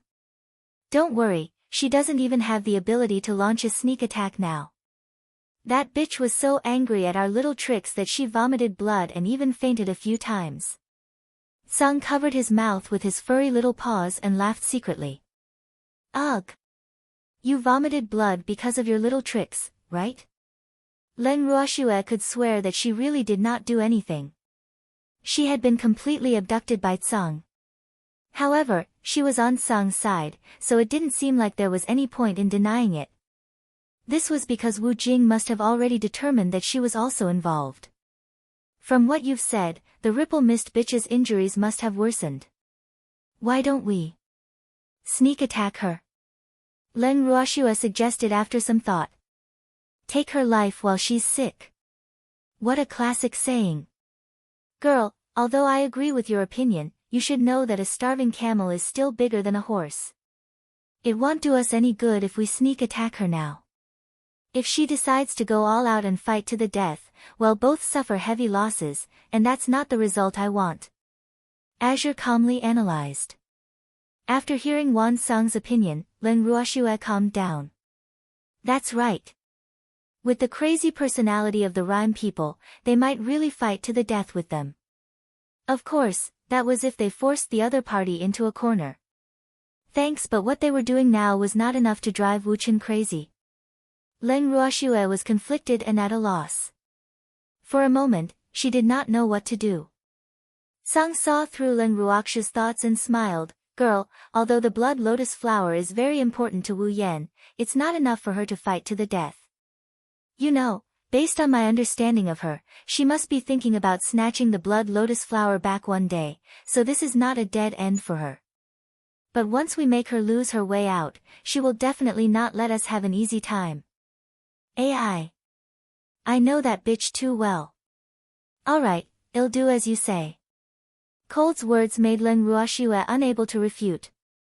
Azure nodded in satisfaction, then pointed at the city gate with his claw. Let's start from here on the quest to conquer the divine realm. Let's go. Oh. Set off. Let's go. Suddenly, a young and tender voice rang out. Leng Ruoxue's face was filled with black lines. This little flower that had always been in Sung's arms, he didn't expect her to be so eager to see the world in chaos. Moreover, it didn't know who it had inherited its boisterous and lively personality from. Let's go. Leng Ruoxue was speechless. Just like that, a man, a beast, and a flower began their journey to subdue the Divine Realm Mission Guild. Half a month later, other than the headquarters of the Mission Guild in Imperial City, all the other mission guilds in the Divine Realm were now in Leng Ruoxue's possession. Leng Ruoxue had earned a lot from those mission guilds. Of course, for the sake of the Mission Guild's business of infernal affairs, she had left some resources for the Mission Guild. Otherwise, the Divine Master's residence would have been suspicious. With Azure's violent cooperation, the guild leaders of the major cities' quest guilds had almost no chance to resist and were obediently captured. Leng Ruoxue was naturally happy to be at ease. After sweeping through the entire God realm, Leng Ruoxue, who thought that she could go home, was in a mess when she found out that Sung was going to the Imperial City and had taken over the guild headquarters. The rhyme bitch had just been provoked, and now they're taking the initiative to send themselves to her door. If Rhyme were to know that the two of them had gone to the Imperial City, she wondered if she would come and chase after them with her injuries. Leng Ruoxue was suddenly curious. However, she was still unwilling to waste her time in the headquarters of the Imperial City. She was a little homesick. More importantly, she knew very well that when she returned home, her godfather and the others would probably complain again. Sob. Thinking of this, she was a little sad. Azure, are you sure you want to go to the Imperial City? Leng Ruoxue knew that it would be hard to convince Sung, who was in high spirits, so she could only ask. Of course, we've already come this far, so how can we return empty-handed? Sung heavily nodded. Yes. They were now very, very close to the Imperial City, only less than 1,000 meters away. If the guards were more focused, they might be able to discover their presence. Leng Ruoxue could not help but secretly praise them. But now, the attention of the city guards was obviously not on them. In other words, she didn't expect the two of them to dare to come to U City. Then I'll change my appearance. Jian Song's will was very firm, so Leng Ruoxue could only give up her life to accompany him.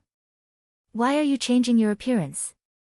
When Azure heard this, he blinked his eyes and a puzzled expression appeared on his face. Chapter 2708, Madam, I'm sorry, too, you don't want us to enter the city like this, do you? Leng Ruoxue was speechless. Song had previously said that they couldn't provoke Rhyme now. If they really went in like this, wouldn't Wuchen go crazy? Can't I? Azure asked innocently. Leng Ruoxue looked at Song, then glanced at the little red flower that it had been holding in its arms. She sighed and said, do you think we're suitable to enter the defense city in our current state? She was in Wu Xiao's eyes, and Sung was seen as a life and death enemy by Wu Xiao. In addition, the blood lotus flower in Sung's arms had been coveted by Wu Xiao for a long time. This man, beast, and flower was definitely sending a sheep into the tiger's mouth. Of course, the tiger was only injured, but there was no guarantee that the tiger would not come to catch them when it heard that they were coming. Such a fact made Leng Ruoxue extremely confused. Previously, Azure had said that they couldn't take advantage of a certain someone's illness to launch a sneak attack, as that might make the other party desperate. However, at this moment, wouldn't what they were prepared to do make the other party go crazy? Leng Ruoxue deeply felt that as long as Wu Chen found out that they had entered the Imperial City, that old woman would definitely appear with injuries. At that time, I'm afraid I won't be able to avoid it even if I want to. She even suspected that although Tsang said that he couldn't take advantage of Wu Xiao's serious injuries to launch a sneak attack, he still hadn't given up on the idea of angering her to death. It had to be said that angering the other party to death was indeed much easier than a sneak attack. I don't think it's inappropriate at all. Girl, we're going to use city to do something, not to fight with Wu Yan. I think, with her current injuries, as long as we don't provoke her, she won't easily make a move. That person is very patient, you have to believe in her self-control. Tsang knew Leng Ruoxu's thoughts and comforted her. Ugh! Wasn't this considered a provocation? Leng Ruoxue was speechless. However, she knew that in Tsang's heart, as long as they didn't attack the Divine Master's estate, it definitely wouldn't be considered a provocation. Moreover, the things they had to do in the guild for the mission. All right. It was not a provocation if it was not exposed. In normal business dealings, the Divine Master's estate couldn't possibly not make any money. Just like that, Leng Ruoxue calmed down. Then, she carried Tsang, and Tsang carried the red blood lotus flower. The human, beast, and flower swaggered towards the entrance of the imperial city. When they arrived at the imperial city's gate, the guards' eyes almost popped out of their sockets when they saw Leng Ruoxue. Their mouths were half open, and they could not form a complete sentence for a long time. And it wasn't just one guard. The guards at the city gate all looked like they had seen a ghost when they saw her. Their incomparably shocked and incredulous gazes caused Leng Ruoxue to feel depressed. AI. This was the tragedy of being famous. He would be recognized wherever he went, especially when he was in the enemy's territory. I want to enter the city. After feeling depressed, Leng Ruoxue immediately adjusted her state of mind. She glanced at the guard and deliberately put on a noble and cold appearance as she spoke calmly. Thanks. Upon hearing this, the guards instantly went into a frenzy and caused a commotion. After the commotion, the guard leader braced himself and asked with a vigilant look, "What are we doing in the city? Do you need to ask so clearly?" In the past, Imperial City didn't need to do this. Leng Ruoxue pretended to be unhappy. This is a new rule. The leader of the guards said blindly, but he couldn't help but think in his heart, others can choose not to ask, but you, a dangerous terrorist, can't not ask. Oh. I'm going into the city to look for the Guild of Quests. I have a quest to issue. Hearing the guard's words, Leng Ruoxue was kind and did not expose him. Instead, she cooperated and took the initiative to explain. When he heard that Leng Ruoxue was here to issue a mission to the guild, the guard leader was instantly relieved. However, after he calmed down, he felt that something was not quite right. Wait a minute. You don't have to come to Imperial City to issue a mission, right? One had to know that branch guilds for missions were everywhere in the Divine Realm. Why did he have to come here? With that thought, the guard leader began to doubt Leng Ruoxue's motive and asked, "The guild has quests everywhere. Why did you come to Imperial City?" These words were met with Leng Ruoxue's extremely disdainful gaze. Following that, the guard leader heard Leng Ruoxue sneer, "My mission level is too high, so I can only come to the headquarters." If it wasn't for the fact that the mission was always in U City, I really wouldn't want to come here. Why don't you suggest that we change the location of the mission headquarters? If that's the case, I wouldn't have come. Always changing places. Did he dare to mention it? The leader of the guards was incited by Leng Ruoxue's words and instantly wilted. He explained with a smile, I just wanted to ask more clearly. I don't have any other meaning. Who asked you to be a terrorist? He had to be on guard. I understand. I know that my relationship with Raimeis has given you a headache in the past, but please believe in my sincerity. This time, I came to Imperial City only to find the Mission Guild to issue a mission. Leng Ruoxue was very understanding. The expression on her beautiful face was so sincere, causing the guard leader to feel guilty. He truly felt that he shouldn't have suspected Leng Ruoxue. If she really wanted to cause trouble, would she have obediently entered the city through the city gate? However, even if he believed Leng Ruoxu's words, he didn't dare to make the decision to let her into the imperial city. He could only smile carefully and say, "Miss Leng, I can't make the decision if you want to enter the city. You have to go back and ask for instructions. Can you please wait for a moment?" "Sure." Leng Ruoxu smiled and nodded. At the same time, she transmitted a message to Azure. "Song, do you see? They don't trust us and are not willing to let us enter the city. Calm down. They won't dare to offend us at this time, so don't worry. They'll let us in," Azure said with confidence. Seeing how confident Song was, Leng Ruoxu naturally didn't say anything more. However, after the guard leader sent the news of Leng Ruoxu's arrival at the imperial city back to the Divine Master's residence, it caused everyone in the Divine Master's residence to be in a state of panic. When Xia Yi and the other two hierarchs saw this, they could only hold an emergency meeting to discuss this matter. However, after a long discussion, they still could not come to a conclusion. Not only were their opinions unable to reach a consensus, but they were also divided into several groups. There were those who agreed to let Leng Ruoxu into the city to settle some matters, and there were also those who requested to reject her. There were even those who maintained a neutral stance. The number of people in these three groups was similar, so it was difficult to make a final decision in a short time. In the end, Xia Yi and the other two Reverent God-level experts were left with no choice. According to their original intention, they could let Leng Ruoxu into the imperial city. However, as the Reverent God of the Divine Master's estate, her every word and action would attract too much attention. Hence, they could not voice their opinions at will. Otherwise, they might even incur the Divine Master's dissatisfaction. After thinking for a long time, the three Reverent Gods unanimously decided to let the Divine Master make the decision. After sending a guard to inform the black-robed man who was guarding the entrance of the Divine Master's secret room, Xia Yi and the other two felt that their mission was complete and went back to their own business. When the man in black found out that Leng Ruoxu had come to Imperial City, his first thought was that this was a matter of great importance. In addition, the Divine Master had said before he went into seclusion to heal his injuries that unless it was an extremely important matter, he was not to disturb her.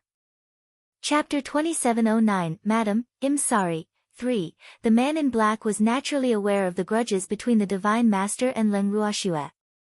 Hence, after sensing that the situation was extremely troublesome, he immediately entered the secret chamber for further instructions. Wu Yan's face was pale. She was sucking blood to heal her injuries. When she heard that Leng Ruoxu had come to the imperial city, she was so agitated that she spat out a mouthful of blood. The man in black was so frightened that he knelt down immediately. Humph. She still dared to come here. You're really not afraid of death? Wu Mo's small face was pale and bloodless. She narrowed her beautiful eyes and said with some resentment. If it wasn't for Leng Ruoxu, how would she be injured? If it wasn't for Tsang's provocation, how could her injuries have worsened? But now, not only did those people not know how to hide, but they also dared to approach her. They were really tired of living. Mist gritted her teeth in hatred, and at the same time, a bone-piercing pain came from the bottom of her heart, causing her face to turn even paler. How detestable! If she wasn't injured, she would have captured Leng Ruoxu and tortured her in every way possible before sucking her fresh blood dry. She believed that Leng Ruoxu's blood would be even more perfect than the blood lotus flower since she had the chaotic divine body. However, she could only think about it now. She hated it. Delicious food was right in front of her, but she couldn't get it. If this happened to anyone, it would definitely be a fatal blow. But now, she had no choice but to endure. This was because she was very clear about her own situation. Even though that person had left the God world, she had Tsang to protect her. She could not do anything to Leng Ruoxu. Wu Yan lost her mind and roared madly. Her embarrassment turned into anger, and her face was twisted with hatred. The kneeling man in black was so scared that his whole body began to tremble. Suddenly, 2 vines with suction cups flew out of Ripple's hands and stabbed into the man's body. The man in black revealed a pained expression, but before he could scream, the man in black stopped breathing in a few seconds. After a few minutes, the man in black turned into dust and disappeared without a trace. After venting her anger, Wu Yan gradually calmed down. Then, she shouted towards the outside of the secret room, "Men! Please give your orders, master." Another man in black walked in. After this black-clothed man entered the secret room, he didn't see the person who had entered before. He had already guessed that the person was most likely dead.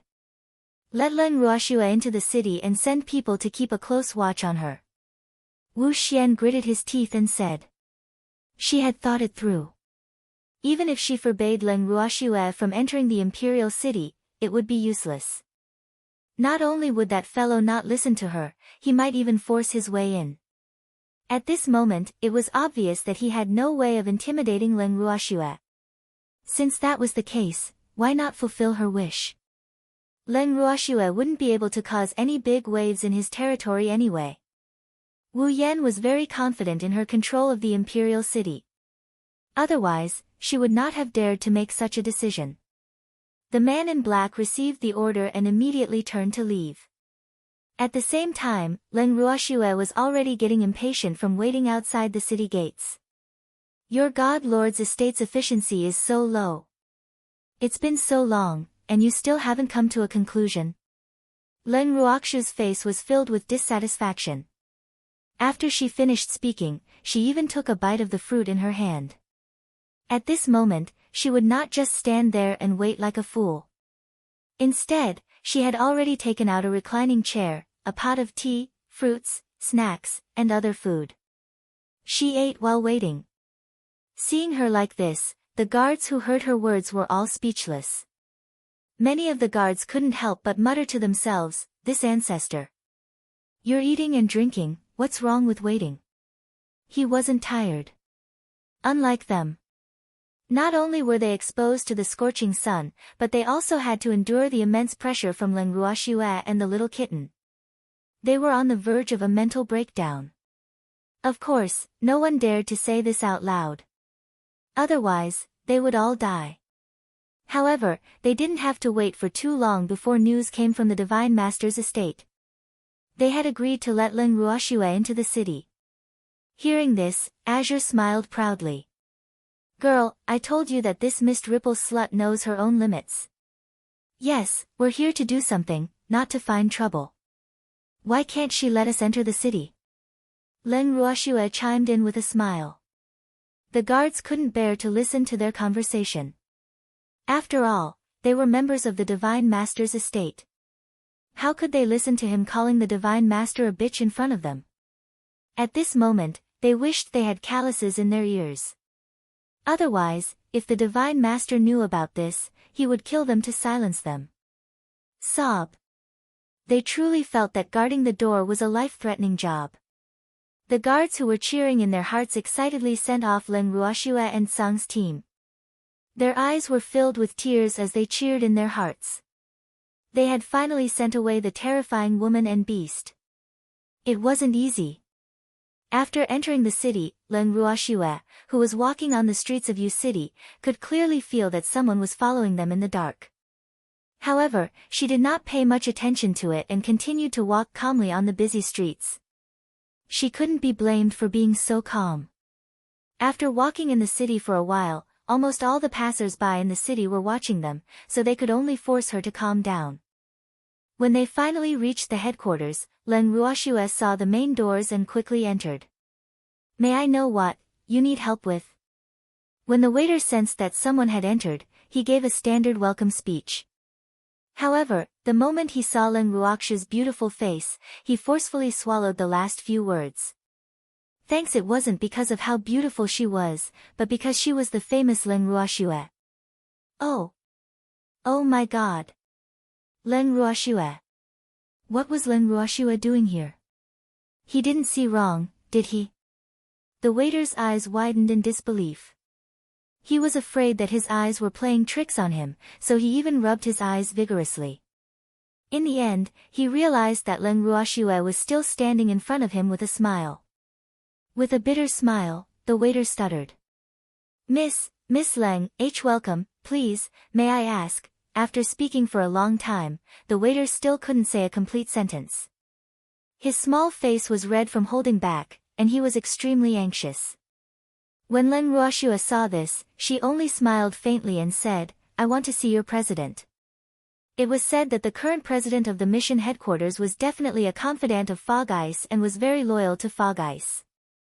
Sometimes, it seemed that his status was even higher than the 3 reverent god-level experts in the Divine Master's estate. Hence, when she found out about this, Leng Ruoxue was especially interested in this president of the headquarters. However, when the waiter heard this, he said with an awkward expression, "It's not convenient for the guild leader to meet with guests right now." "What's wrong? Did you get beaten up?" Leng Ruoxue guessed. The waiter was speechless. He thought to himself, "Miss Leng, do you have a grudge against my guild leader? Can't you think of something better?" However, the waiter couldn't deny that this Miss Leng's guess was really accurate. Although the president wasn't really beaten up, he was almost beaten up. After thinking for a while, the waiter hesitated and said, "The guild leader wasn't beaten up. He's just sick." "You're sick? I'm the best at treating illnesses, let me take a look at him." The moment Leng Ruoxue heard that there was a patient, she immediately perked up. The waiter didn't know what to say. Didn't they say that Leng Ruoxue didn't like to meddle in other people's business? Why was the other party's current performance so different from the legends? "It's settled then. Take me to your president, I'll treat him." Leng Ruoxue couldn't help but urge the waiter when she saw him standing there in a daze. "Miss Leng knows how to treat illnesses." The waiter looked at Leng Ruoxue in disbelief. "Ancestral secret recipe, guaranteed to cure all diseases," Leng Ruoxue said with the air of a quack. "But my president's illness is not an ordinary illness." As the waiter spoke, his face revealed a look of sympathy. "Then what are we waiting for? Quickly take me to your president, I promise to cure him." Leng Ruoxue promised seriously. However, the waiter's gaze was still filled with distrust. Seeing this, Leng Ruoxue felt a little hurt. She looked at the waiter with hidden bitterness, causing the waiter's heart to beat wildly.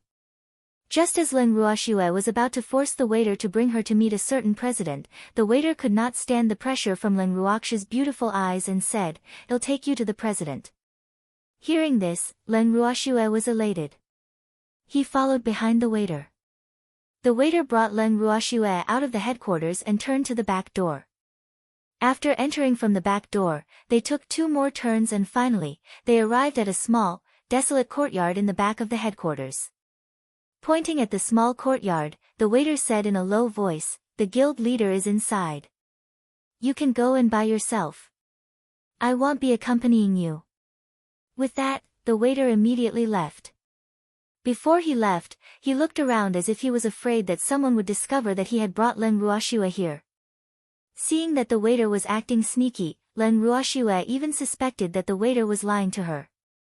However, she soon heard a slight sound coming from a room in the courtyard.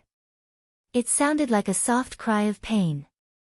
As he walked closer to the room, the pained cries grew louder. "I-oh! I-oh!" The sound continued to enter his ears. Leng Ruoxue was stunned for a moment. Then, she pushed open the half-closed door and walked in. The room was not big. Other than a few chairs in the room, there was not a single decent piece of furniture. A man with his back facing them was sitting on a chair, his buttocks slightly jerking, looking like he was in great pain. The painful cry had come from his mouth. Sensing that someone had entered, the man with his back to the door suddenly turned around and begged for mercy, "Madam. I know I was wrong. I won't dare to do it again." Chapter 27:10, Heroes Among Women, 1, the 2 of them were stunned. The man who spoke was dumbfounded, while Leng Ruoxue was speechless and shocked. Who was this pighead? Could he be the guild leader of the headquarters of the Missions Guild? At this moment, the face of the man in front of her was so swollen that one could not even see his true appearance. His eyes were only a slit, and his lips looked like 2 fat sausages hanging from them. When she saw this image not far away, Len Ruoxue could not help but sigh. The person who created this image was really ruthless. Are you Miao Jie, the president of the Missions Guild? Len Ruoxue probed. She really could not believe that the pig head in front of her was the famous Miao Jie. Why yes. Len Ruoxue, what are you doing here? Miao Jie was shocked. He was extremely shocked. He could not figure out why Len Ruoxue would come here and even see him in this state. Sob. This was too embarrassing. At that moment, Miao Jie wished he could just kill himself. It was much better than Len Ruoxue seeing his embarrassing state. Seeing Miao Jie's apocalyptic look, Len Ruoxue smiled and consoled him, President Miao, you don't have to feel embarrassed. Who doesn't have a tiger at home? AI. In this day and age, being afraid of one's wife was the way to go. So, your choice is wise. How did you know? Miao Jie tried his best to open his eyes wide to express his shock, but unfortunately, his eyes were swollen. No matter how hard he tried, there was only a thin slit. However, his subtle expression at this time completely revealed his inner thoughts. He would never believe that someone would dare to tell Len Ruoxue about his family's matters. How did she guess that there was a tigress in his family? Could it be that Len Ruoxue had been monitoring him all along? That's why she knew everything about him. Miao Jie made wild guesses. Len Ruoxue, on the other hand, could tell what he was thinking with a single glance. At the same time, she could not understand how a person who did not even know how to hide his expression could become the president of the headquarters of missions. Could it be that the rumors were true, that he and Wu Yan had an unclear relationship? Len Ruoxue felt that this was not impossible. After sighing, she replied honestly, I'm guessing. Miao Jie's face revealed an expression of obvious distrust. Len Ruoxue was speechless. Why didn't the people from the headquarters trust her? She was very honest, okay? AI. The scars on your face are too obvious. I'm a woman, and I know that only women like to create such scars on their men to make them behave. Hee. I'm sure President Miao Jie isn't someone who can't keep his head down, right? Otherwise, your wife wouldn't have treated you like this. After being depressed for a while, Len Ruoxue gloated. Who said that? Don't wrong me. Hearing Len Ruoxue's words, Miao Jie was completely enraged. Boo-hoo. There's a tigress at home, how would he dare to mess around? Look. This wasn't even a big deal. He had been beaten up so badly that he could not see anyone. If he really did something, he was afraid that his little life would be lost. It doesn't matter if I wronged you or not, right? The key is whether your madam believes you or not. Len Ruoxue reminded him. After she said that, Miao Jie was completely listless. Sob. It was because madam didn't believe in his innocence that he was beaten up like this. Thanks, Miao Jie complained in his heart. All of a sudden, he had a flash of inspiration. His eyes, which were swollen to the point of a slit, burst out with a dazzling light. He looked at Len Ruoxue with anticipation and said, Len Ruoxue, you're a woman too. Can you help me? What can I help you with? Len Ruoxue was taken aback. She truly felt that Miao Jie's train of thought was too erratic. When they first met, he was still shocked and alert. How could he ask her to help him in such a short time? Help me think of a way to make my madam believe me. No matter how I tried to explain, she wouldn't believe me. I'm really going to die. As if he had found someone to confide in, Miao Jie started to cry in front of Len Ruoxue. Len Ruoxue was a little speechless when she saw Miao Jie sobbing and treating her like a close sister. However, she still kindly reminded him, your wife doesn't believe you. It must be because you're untrustworthy. After saying that, Len Ruoxue deliberately paused for a few seconds to look at Miao Jie's expectant eyes. Then, she continued, actually, I'm not very good at dealing with family problems. Besides, I have something important to tell you. What is it?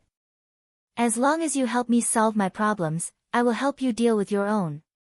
Miao Jia immediately coaxed him. Really? Len Ruoxua blinked her eyes and asked with a smile. Of course. It had to be real. Just help me. As long as you can find a way to make the tigress at home believe me, then you're my savior. Miao Jia began to flatter Len Ruoxua. However, Len Ruoxua was not a 3-year-old child. She would not easily believe Miao Jia's promise, so she did not say anything. Instead, she grabbed an old chair not far away, cleaned the dust, and sat down. Looking at Len Ruoxua's nonchalant actions, Miao Jia felt a little worried. After choking for a while, Miao Jia began to persuade again, Len Ruoxua, please help me think of a way. Woo. I'm really at my wit's end. If I had any tricks up my sleeve, I wouldn't have come to you for help. I told you I'm not good at dealing with family problems. Why are you looking for me? Len Ruoxua continued to put on a cold and noble look. Didn't you just make it in time? If I look for someone else instead of you, I'll lose face again. Miao Jia's words sounded like he was going all out, but Len Ruoxua was speechless. So it wasn't embarrassing to ask her for help? Just because she had already seen the other party's embarrassing state? AI. What the hell is this? Actually, Len Ruoxua was quite happy to see Miao Jia in trouble. Although that guy was not related to him, he was still a member of Fog City. She was happy that the people of Fog City were unlucky. However, she didn't forget why she was here. So, she put on a thoughtful look. After thinking for a while, she said to Miao Jia, it's not that I can't help you think of a way, but can you really help me solve my problem? Hearing Len Ruoxua's words, Miao Jia suddenly felt that he had made his promise too early. With this thought in mind, he carefully asked, what do you want to see me for? Secret. Tell me first if you can help me solve it. Len Ruoxua wasn't that stupid to tell him her thoughts right now. What if this guy went back on his word? As long as you don't ask me to do anything like murder or arson, I don't think there's any problem. After hesitating for a while, Miao Jia probed. Don't worry, I won't let you kill or set fire. Len Ruoxua's solemn promise was only for him to act as a middleman and earn some pocket money for her. Chapter 27:11, Heroes Among Women, 2, if that's the case, I promise I can do it. Miao Jia's confidence was greatly boosted. Yes, although I believe in your integrity, it's better for you to make an oath. Len Ruoxua suggested calmly. You still need to swear. Miao Jia was surprised. Len Ruoxua did not believe him either. However, the two sides were enemies, so it seemed natural that she didn't believe him. Without waiting for Len Ruoxua's explanation, Miao Jia started to fill in the gaps. Seeing Len Ruoxua nod her head, even though he was unwilling, he still followed her instructions and made an oath. After the contract's rules confirmed it, the deal of help between the two of them was officially established. After finishing this step, Miao Jia began to urge Len Ruoxua to help him find a way to deal with the tigress at home as soon as possible. Len Ruoxua nodded calmly and asked Miao Jia about the habits of the tigers in his family. When Miao Jia heard Len Ruoxua's question, he naturally did not say anything and did not hold back. He explained everything in detail, and the only thing he was short of explaining was the color of his wife's undergarments. Just as Miao Jia was talking so much that Len Ruoxua could not stop him, a furious roar suddenly came from outside the door. Miao Jia, you're good. Even in this state, you still don't forget to hook up with little girls. I think you're really tired of living. As soon as he finished speaking, a tall, burly, and rough-looking woman broke into the room. She was carrying a shoulder pole as thick as an adult's arm. Without saying a word, she smashed it towards Miao Jia's head. Len Ruoxua barely dodged this attack. As she watched the shoulder pole smashing towards Miao Jia, she couldn't help but break out in a cold sweat for him. Ruthless. How ruthless. One look at this heroine and one could tell that she was a strong man with infinite strength. She wondered if Miao Jia's small body could take the blow with the carrying pole. However, just as Len Ruoxue thought that the pole was going to hit Miao Jie's head, it suddenly changed direction and hit the place where Miao Jie had the most flesh on his body. In an instant, a ghostly cry and wolf's howl could be heard. Pa! Pa! Pa! After a few hits, Miao Jie was knocked out. At this moment, the intrepid woman stopped and turned to look at Len Ruoxue. She was even sizing her up. The woman stared at Len Ruoxue for a long time, causing Len Ruoxue's heart to be in turmoil.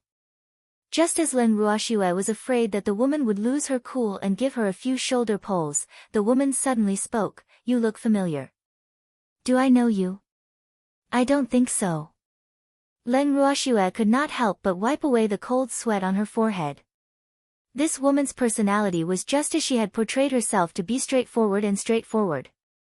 "But you really do look very familiar. The woman you did not give up." "Ah. We're meeting for the first time today," Len Ruoxue reminded.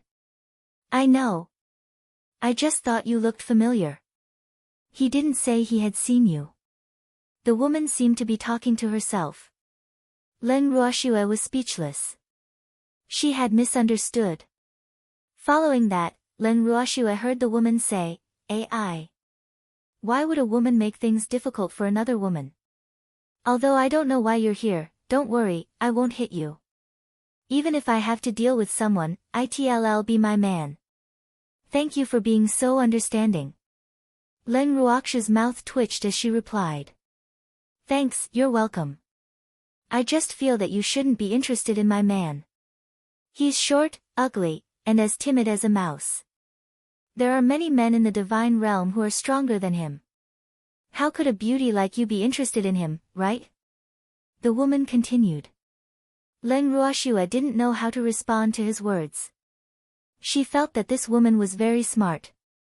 On the surface, she had elevated what seemed to be her love rival and ridiculed her own man. However, in reality, her method of doing things without shedding blood had indeed caused many proud women to retreat. As for those who couldn't be returned, they were naturally those who couldn't be shown in public. At that time, this woman could do whatever she wanted. The woman in front of him could be said to be meticulous even in her rough ways. No wonder Miao Jie, the president of the mission headquarters, was so easily controlled by her. However, in order to reassure the lady, Len Ruoxue explained calmly, "I already have a fiancé." "Oh. Hee. Congratulations." The woman was even happier when she heard that. After she said that, she tried to probe Len Ruoxue's intention. Len Ruoxue had no choice but to tell her about the deal she had made with Miao Jie. When the woman heard this, she treated Len Ruoxue as one of her own and took it upon herself, "Miss, if you have any difficulties, just tell me directly. There's no need to look for him. I'll definitely help you solve it." This way, she could also prevent this beauty from coming into contact with her man. "My difficulties. I have to solve the problem between the two of you first before President Miao can help me deal with it," Len Ruoxue reminded. "No need to wait for him. Just tell me directly and I'll solve it.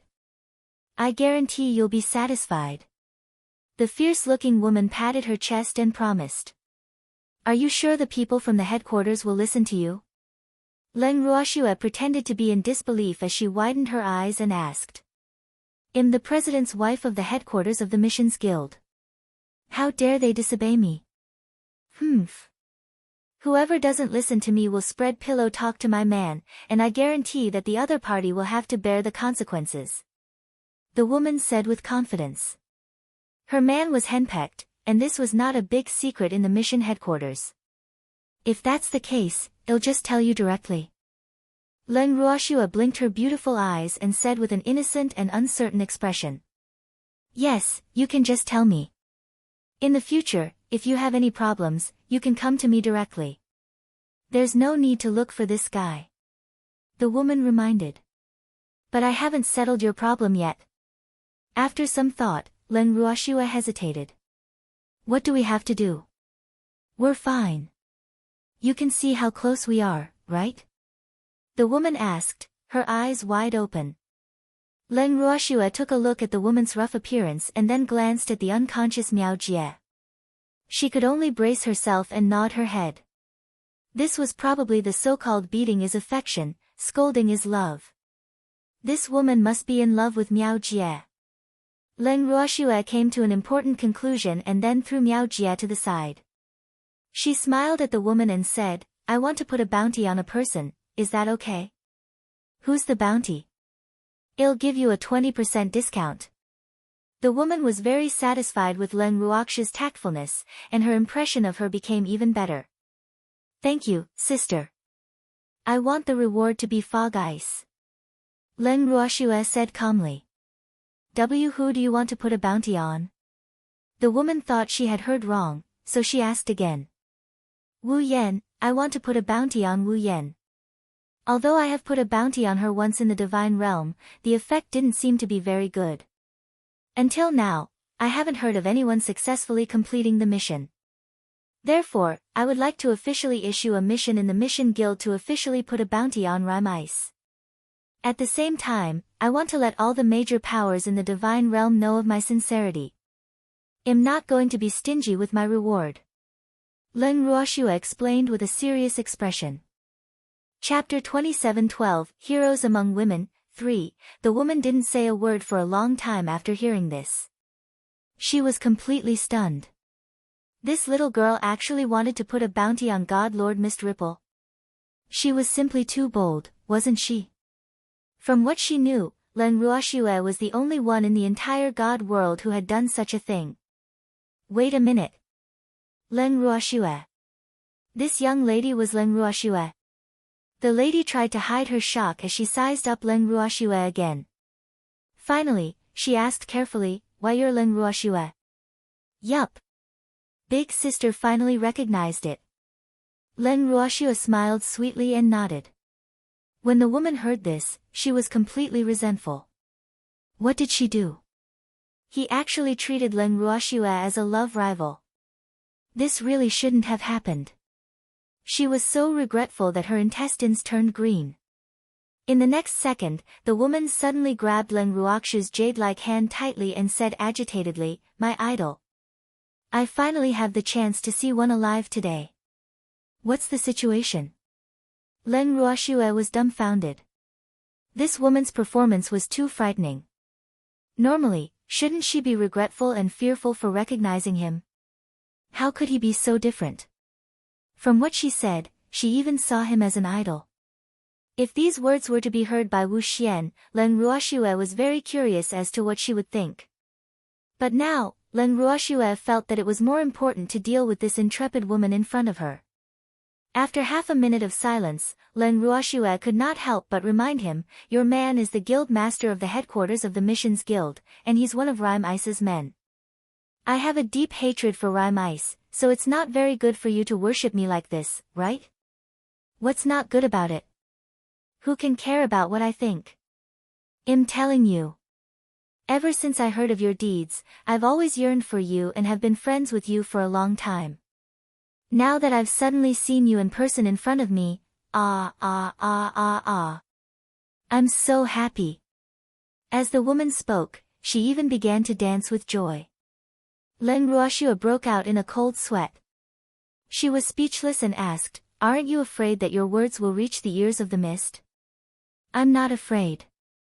I've never been afraid of her. The woman said disapprovingly. However, if you want to put a bounty on her in the headquarters, it seems a little troublesome. The woman then added. Leng Ruoxue nodded to show that she understood.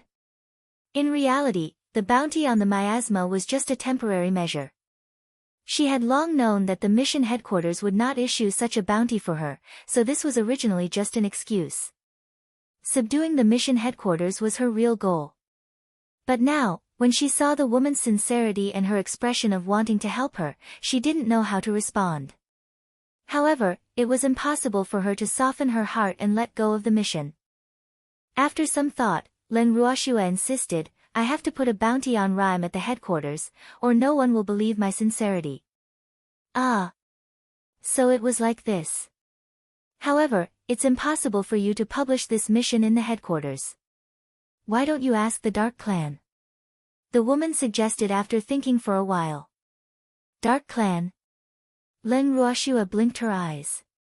This wasn't the first time she had heard of this term. She had even seen people from the Dark Clan before. However, that was only on the Divine Mainland. She had never seen anyone from the Dark Clan in the Divine World. The Dark Family is like an underground organization that specializes in doing some shady things. There won't be any problem if you leave this matter to them. The woman promised. I'm doing this in an open and above-board manner.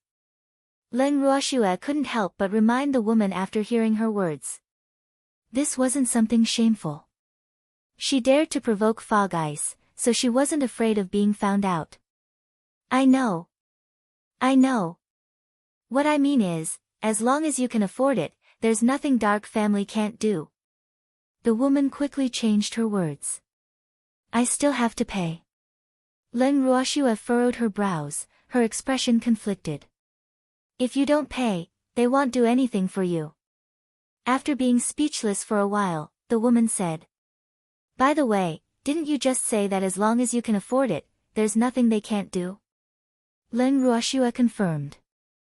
Yes, the woman gritted her teeth. She didn't know why, but after saying a simple word, she suddenly felt like she had shot herself in the foot. And reality proved that her premonition was accurate. After Leng Ruoxua confirmed, she immediately replied in a light tone, then I'll pay for them to kill Rime Ice. Thanks, they couldn't do this. Ancestor. The woman burst into tears upon hearing this. She wanted to kneel down in front of Leng Ruoxua. They can help you with anything other than this. After a long time, the woman finally came back to her senses and said with a bitter face. But this is the only thing I need them to do. I can solve the rest by myself. Leng Ruoxua said with a face of dissatisfaction. Ancestor, they really can't do this. The woman said helplessly. Then why did you say there's nothing they can't do? Wouldn't that be misleading the consumers? Is there any place to complain about them? Leng Ruoxua said in a serious tone. Upon hearing this, the woman knelt down beside Leng Ruoxua's feet with a thump. She hugged Leng Ruoxua's leg and howled, Ancestor, I said the wrong thing. Can you not be like this? Woo-woo. Seeing this, Leng Ruoxua broke out in cold sweat. Did it have to be so exaggerated? She had only found fault with her and made a small joke. How could this woman be so scared? A sin. I've sinned. Leng Ruoxua laughed in her heart, but she still put on an innocent face and said, it seems that the so-called Dark Family doesn't have much workability. Forget it, it'll just find the mission headquarters. The mission headquarters won't be able to accept your mission. The woman's eyes were filled with tears as she spoke pitifully. Do you not want to answer, or can't? Leng Ruoxua asked seriously. Is there a difference? The woman was speechless. Of course there is. If you don't want to answer it, it means you can answer it but you don't want to answer it. If you can't answer it, it means you can't answer it at all. Do you think there's a difference? Leng Ruoxua deliberately emphasized on her words, confusing the woman. In the end, the woman gave up on arguing with Leng Ruoxua and told her directly, the mission will always be something you don't want to accept, and you can't accept. Otherwise, whoever receives it will be in trouble. I see. It seems like I can only use force. Leng Ruoxua nodded to show that she understood. This was exactly what she wanted. Who should I use force on? At this moment, a voice interrupted their conversation. When the woman saw that Miao Jia had woken up, she was about to flare up again. However, she suddenly remembered that Leng Ruoxua was still around, so she quickly pulled Miao Jia into her arms. The man was hers, and she did not wish for her man to become an unlucky person for Leng Ruoxua to vent her anger on. Miao Jia grimaced in pain from her sudden pull, but he didn't dare to resist and let his wife hold him. Seeing that Miao Jia had woken up, Leng Ruoxua smiled and asked with concern, You're awake? Does it still hurt? I was just talking about you with your madam. Is that so? Miao Jia was overjoyed. He could feel that his wife had become much gentler to him. He was ready to fulfill his promise. He smiled at Leng Ruoxue and said, "What do you want to talk to me about? As long as it's not murder or arson, there's no problem." Miao Jie's promise made the woman worried. However, before she could stop him, her stupid man had already asked Leng Ruoxue to make her request. What a woman's heart! Instantly, it was in his throat. However, Miao Jie didn't notice the woman's nervousness and asked again, "By the way, who did you say you were going to use force on?" "The mission headquarters." Leng Ruoxue smiled and answered. "Who is it?" Miao Jie tried his best to open his swollen eyes wide, thinking that there was something wrong with his ears. Then, he tugged at his wife's sleeve and whispered, "Madam, pinch me. Am I hearing things? You're not hallucinating. She wants to put a bounty on Rhyme, and if the mission is always rejected, she's prepared to use force." The woman shouted at Miao Jie in exasperation. After that, she pinched his but hard, causing Miao Jie to wail in pain. This caused him to be even more injured. Miao Jie's heart trembled as he turned to look at Leng Ruoxue with a pale face. You want to put a bounty on the god lord of Rhyme Mist?"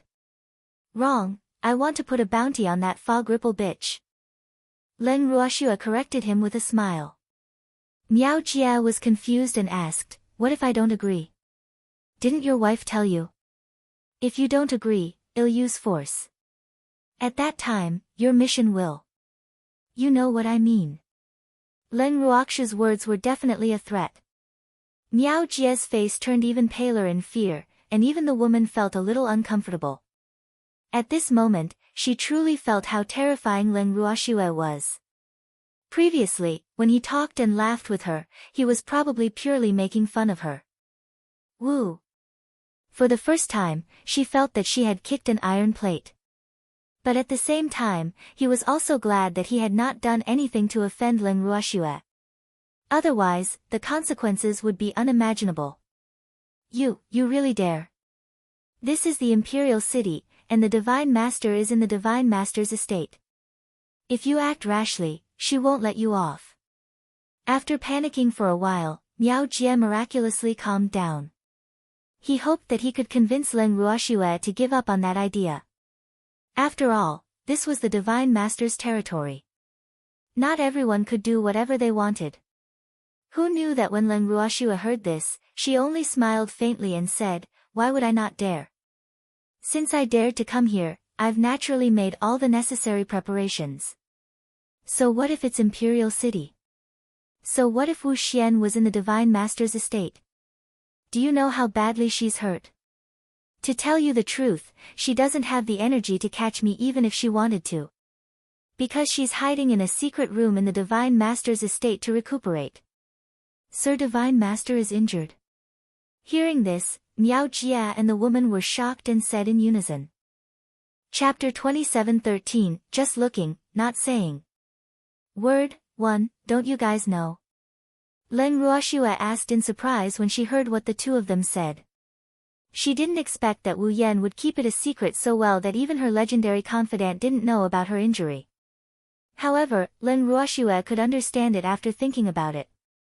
After all, this was not something to be proud of. It would be bad if too many people knew about it. After listening to Leng Ruoxue's words, the two of them shook their heads like rattle drums. Both of them had a blank and helpless expression on their faces. However, upon closer inspection, their expressions were slightly different. Miao Jie was slightly worried, while the woman seemed to be gloating.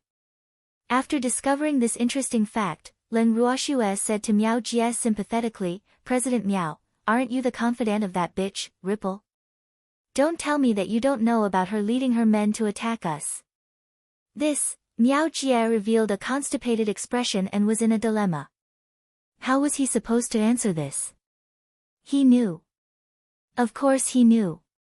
He also knew that the result of the attack wasn't too satisfactory, but he didn't know the details.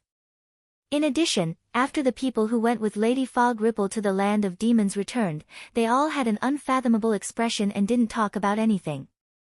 It made it impossible for him to get any information. And now, the news of Lady Fog being injured came from the mouth of the enemy. Wait a minute. Was Leng Ruoxue lying to him? With a suspicious expression, Miao Jie could not help but look at Leng Ruoxue. To be honest, he did not believe Leng Ruoxue's words at all. However, he didn't dare to question it too much. Otherwise, if he angered this ancestor, he would be the one in trouble. He truly felt that now that he had angered Leng Ruoxue, even if the Divine Master was in the residence, he would not be able to save her. Hence, he thought he was very obedient and treated Leng Ruoxue with respect. However, that flash of suspicion did not escape Leng Ruoxue's eyes. Leng Ruoxue laughed nonchalantly. I know you don't believe me, but do you think that I have the courage to come to your city? Why would I lie to you? After saying this, Leng Ruoxue fell silent. When Miao Jie and his wife heard this, they looked at each other and communicated with their eyes. It had to be said that both of them believed Leng Ruoxue's words. If God Lord Fog Ripple was truly as Leng Ruoxue had said and was heavily injured, then they really had to worship Leng Ruoxue. Otherwise, if Leng Ruoxue were to make a move out of embarrassment, no one would be able to stop her. After thinking about it, Miao Jie calmed his mind and said, I believe in Miss Leng's words, and am also grateful for everything you've done for the harmony between us husband and wife. However, our mission guild really can't agree to your request, so I hope you don't make things difficult for me. Miao Jie's words were very sincere. Leng Ruoxue, on the other hand, laughed calmly. I didn't do anything for the harmony between you and your wife. At the same time, I've said that if you don't agree, you'll have to use force. So, please don't make things difficult for me. It'll be great if you cooperate, and we'll all be happy, right? To everyone's satisfaction, my ass. You're the one who's happy, aren't you? Miao Jie's heart was filled with grief and indignation, but he put on an indifferent expression on his face and said, Miss Leng, this request of yours is really difficult for me. It's not difficult at all. You just have to make a choice. Whether it's okay or not, just say it. Leng Ruoxue urged. I can't make the decision on my own. I need to discuss it with the vice president and the elders. After thinking for a while, Miao Jie thought of a way to delay. Leng Ruoxue nodded in agreement and requested, There's no problem with the discussion, but I want to be an audience. This, no way. Miao Jie was very depressed. If Leng Ruoxue were to listen, would their meeting still be able to continue? Thanks however, he didn't know how to stop Leng Ruoxue. Looking at how determined she was, he was also afraid that if he was too unyielding, it would backfire. Idle, it's fine to let you listen, but no matter what the opinions of the people at the meeting are, you can't be angry. A wife knew her husband best. The tough woman who understood Miao Jie's thoughts immediately put forward her conditions. No problem, I won't say a word. You just need to discuss and come up with a result. Leng Ruoxue was very understanding. In fact, she agreed to the meeting only because she wanted to save time. After all, the mission headquarters was different from the branch. There were countless vice presidents, elders, and other higher-ups here. If she were to subdue them one by one, she might be exhausted to death. If any of the higher-ups escaped, it would definitely be detrimental to the work of the spies in the headquarters. That was why Leng Ruoxue wanted to get rid of all the higher-ups in the headquarters in one go. Seeing that Leng Ruoxue had agreed, Miao Jie's heart that was in his throat could finally be slightly at ease. However, the fierce-looking woman was not as open-minded as Miao Jie. She felt that this might be the beginning of a disaster for missions. As the president's wife of the headquarters, she was calmer than Miao Jie at all times. However, she did not have the ability to stop Leng Ruoxue from taking action against the headquarters. After giving Miao Jie a few days to prepare for the meeting, the woman arranged for Leng Ruoxue to stay in the best guest house in the mission headquarters.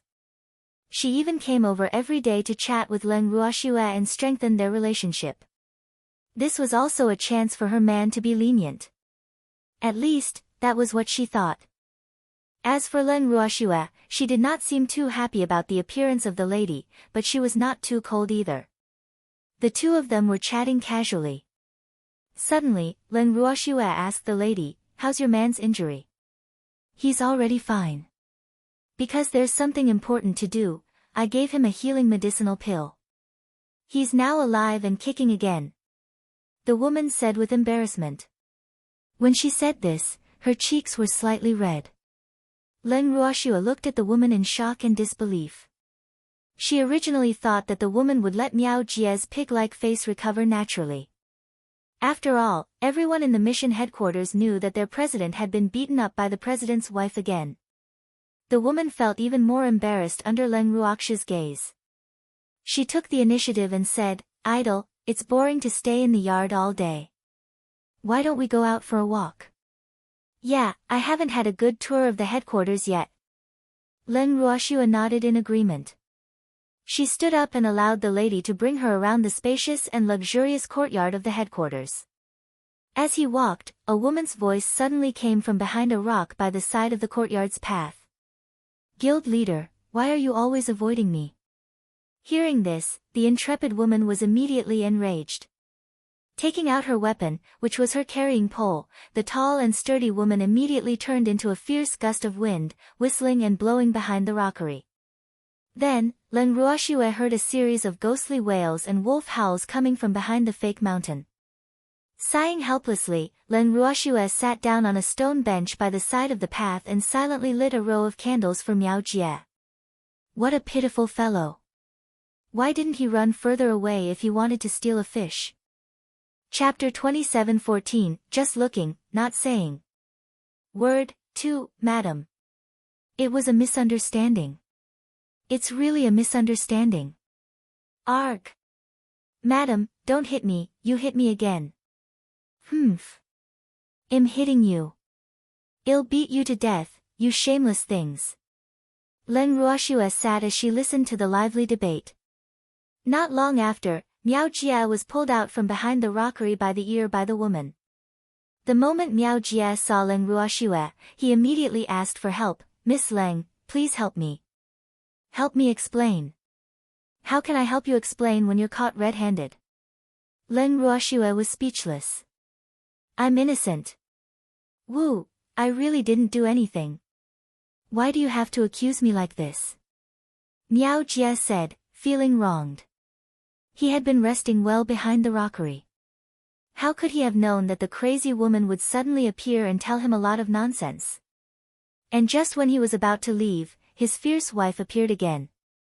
Now, he would not be able to wash himself clean even if he jumped into the endless sea. "Wrongly accused you?" "Humph. You've said this every time. Do you think I've wronged you?" Woman Flame roared. "Well, I didn't do it anyway," Miao Jie said as he nodded his head seriously. Leng Ruoxue couldn't bear to listen to Miao Jie anymore. She truly felt that in the current situation, it did not matter whether Miao Jie was wronged every time or not. His words were destined that his explanation would be useless. Unwilling to be caught up in the couple's special interest, Leng Ruoxue prepared to return to her room to rest. Of course, before she left, she did not forget to remind Miao Jie to be more efficient. Watching Leng Ruoxue's back view, Miao Jie was really depressed. It seemed like his image in Leng Ruoxue's heart could not be changed. "Madam," after Leng Ruoxue left, Miao Jie immediately looked at the woman with a fawning smile. Who knew that the woman would only snort coldly and walk away without a word? Miao Jie saw this and could only follow behind. Leng Ruoxue, who had returned to the guest courtyard, was not interested in how the couple had resolved the matter. She entered her room and did not come out again. When Miao Jie sent someone to inform her that all the higher-ups were present, the meeting was set for the next morning in the council hall. When it was time for the meeting, Leng Ruoxue didn't need anyone to lead the way and found the meeting hall with great familiarity. At this moment, the meeting hall was already filled with a dense crowd. Leng Ruoxue could not help but sigh. There were indeed many higher-ups in the headquarters of missions. In reality, other than Miao Jie, the vice-presidents, and the elders, the presidents and consecrators of the various branches had also attended the meeting. Otherwise, Miao Jie would not have made Leng Ruoxue wait for so many days in vain. According to Miao Jie's idea, if there was no consensus, they would vote. The minority was subordinate to the majority. This way, he could get rid of Leng Ruoxue. It was a pity that even though his thoughts were perfect, he had clearly forgotten that Leng Ruoxue had said that if they didn't agree, she would use force. Not only that, but there was another matter that made him quite depressed. That was, the person he had sent to the Divine Master's estate to report this matter to the Divine Master had yet to return. He wondered what the Divine Master's intentions were. However, he couldn't wait any longer. If he continued to delay the meeting, Leng Ruoxue might fly into a rage at any moment. After all, it had already been a few days since he said that they would have a meeting. However, most of the higher-ups who attended the meeting were obviously not prepared to see Leng Ruoxue in the headquarters, especially when they were in a meeting. They could not help but doubt the president's intentions. Thanks, however, the branch guild leaders who had been subdued by Leng Ruoxue were exceptionally happy to see her. Of course, compared to the elders present who did not know the truth, they could not show their excitement. As for Leng Ruoxue, the moment she entered the meeting hall, she very consciously found an inconspicuous corner to sit down with Tsang in her arms. But even though she thought that she was very low-key, she still attracted everyone's attention. Everyone looked at her in a daze, their mouths half open, not saying a word. After a long time, Miao Jie noticed that Leng Ruoxue was too eye-catching. He had no choice but to cough a few times to get everyone's attention back. Everyone came back to their senses and felt embarrassed. They couldn't be blamed for being too surprised. It was simply because Leng Ruoxue's reputation was like thunder to the ears, too resounding. Furthermore, only the elders who had always been in the headquarters knew that Leng Ruoxue was staying in the guest courtyard of the headquarters.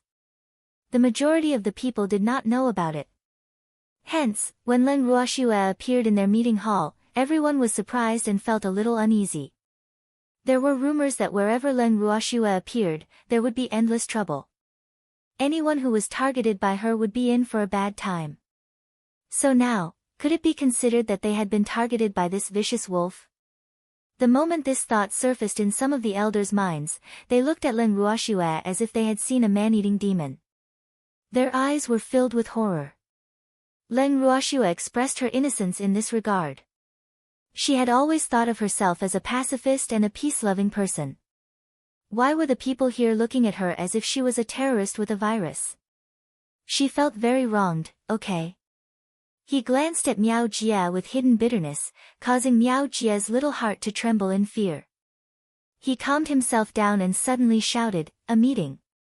Everyone, quiet down." When the people present heard this, they collectively broke out in a cold sweat. It was already very quiet, okay? Everyone was looking at Leng Ruoxue in shock. He didn't have the time to make irresponsible remarks. However, it was undeniable that Miao Jie's shout had brought back the 3 souls that had been scared away by Leng Ruoxue. After calming himself down, a young vice president of the headquarters of missions echoed, "Let's start the meeting." Hee hee. A meeting. Right. A meeting. The crowd laughed foolishly in agreement. When Leng Ruoxue saw this, she was very suspicious that the mission would always be led by these people. How far could they go? However, she had promised Miao Jie that she would not say a word. So, unless it was necessary, she would only look and not speak today. Miao Jie did not know where to start. Thus, he fell silent again after he started. When the higher-ups saw that the head guild master had stopped speaking, no one dared to interrupt. For a moment, everyone's eyes widened. After some time, Miao Jie finally felt that the atmosphere was a little off. He suddenly remembered that they were in a meeting. When he raised his head, he saw the warning in Leng Ruoxue's beautiful eyes. He forced himself to focus and coughed a few more times to clear his throat. "Today, I have something important to discuss with everyone. I hope that everyone can take their own opinions and speak your mind." "Guild leader, what's the matter?" An elder could not help but ask. "Miss Leng wants to post a mission in our mission guild."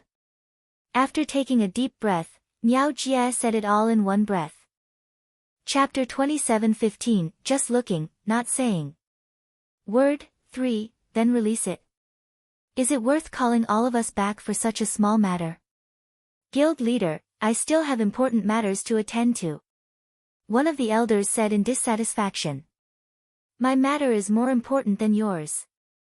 All of you must give your opinions. Shut up. Miao Jie shouted angrily when he heard that. All right. Who asked you to be the president? Of course we have to listen to you. Now, can Mr. President tell us what the mission is? The dissatisfied elder said in a strange tone. Leng Ruoxue saw this and knew that some of the elders were not convinced by Miao Jie. She could not help but feel glad that she had summoned all the higher-ups back. Otherwise, it would be troublesome. When Miao Jie heard the elder's words, although he was also very angry, he still held it in and said to everyone present, young Lady Leng wants to put a bounty on God Lord Fog Ripple. Zhao Feng said. As soon as he said that, the entire meeting hall fell silent. Even the sound of breathing could not be heard. The crowd was obviously petrified by his words. Now, tell us your opinions. Are we going to accept this mission or not? Seeing that everyone was shocked, Miao Jie finally felt better. Otherwise, it would be unfair if he was the only one who was shocked. President, this mission, the elder who had a bad opinion of Miao Jie wanted to reject the mission immediately. However, he suddenly remembered that Leng Ruoxue was here as well, so he swallowed the words can't accept back into his stomach. Then, he looked as if he was constipated, and his face turned red. Elder Qi, can I accept this mission? Seeing this, Miao Jie knew what was going on, but he still asked this on purpose. No, you can't take it. Under everyone's gaze, Elder Qi, who had been called out by Miao Jie, braced himself and said. Sob. What a bully. Why did he only ask him and not the others? Elder Qi secretly complained to himself. At this moment, he had long forgotten that he was the one who provoked Miao Jie first. When Miao Jie heard this, he only smiled faintly and said, but Miss Leng insisted that we accept this mission. I can't make the decision myself, so I called back your guild's higher-ups to discuss this matter. Do you still think I'm making a mountain out of a molehill now? I never thought that way. Elder Qi said in a low voice. However, Miao Jie obviously did not care about what he said.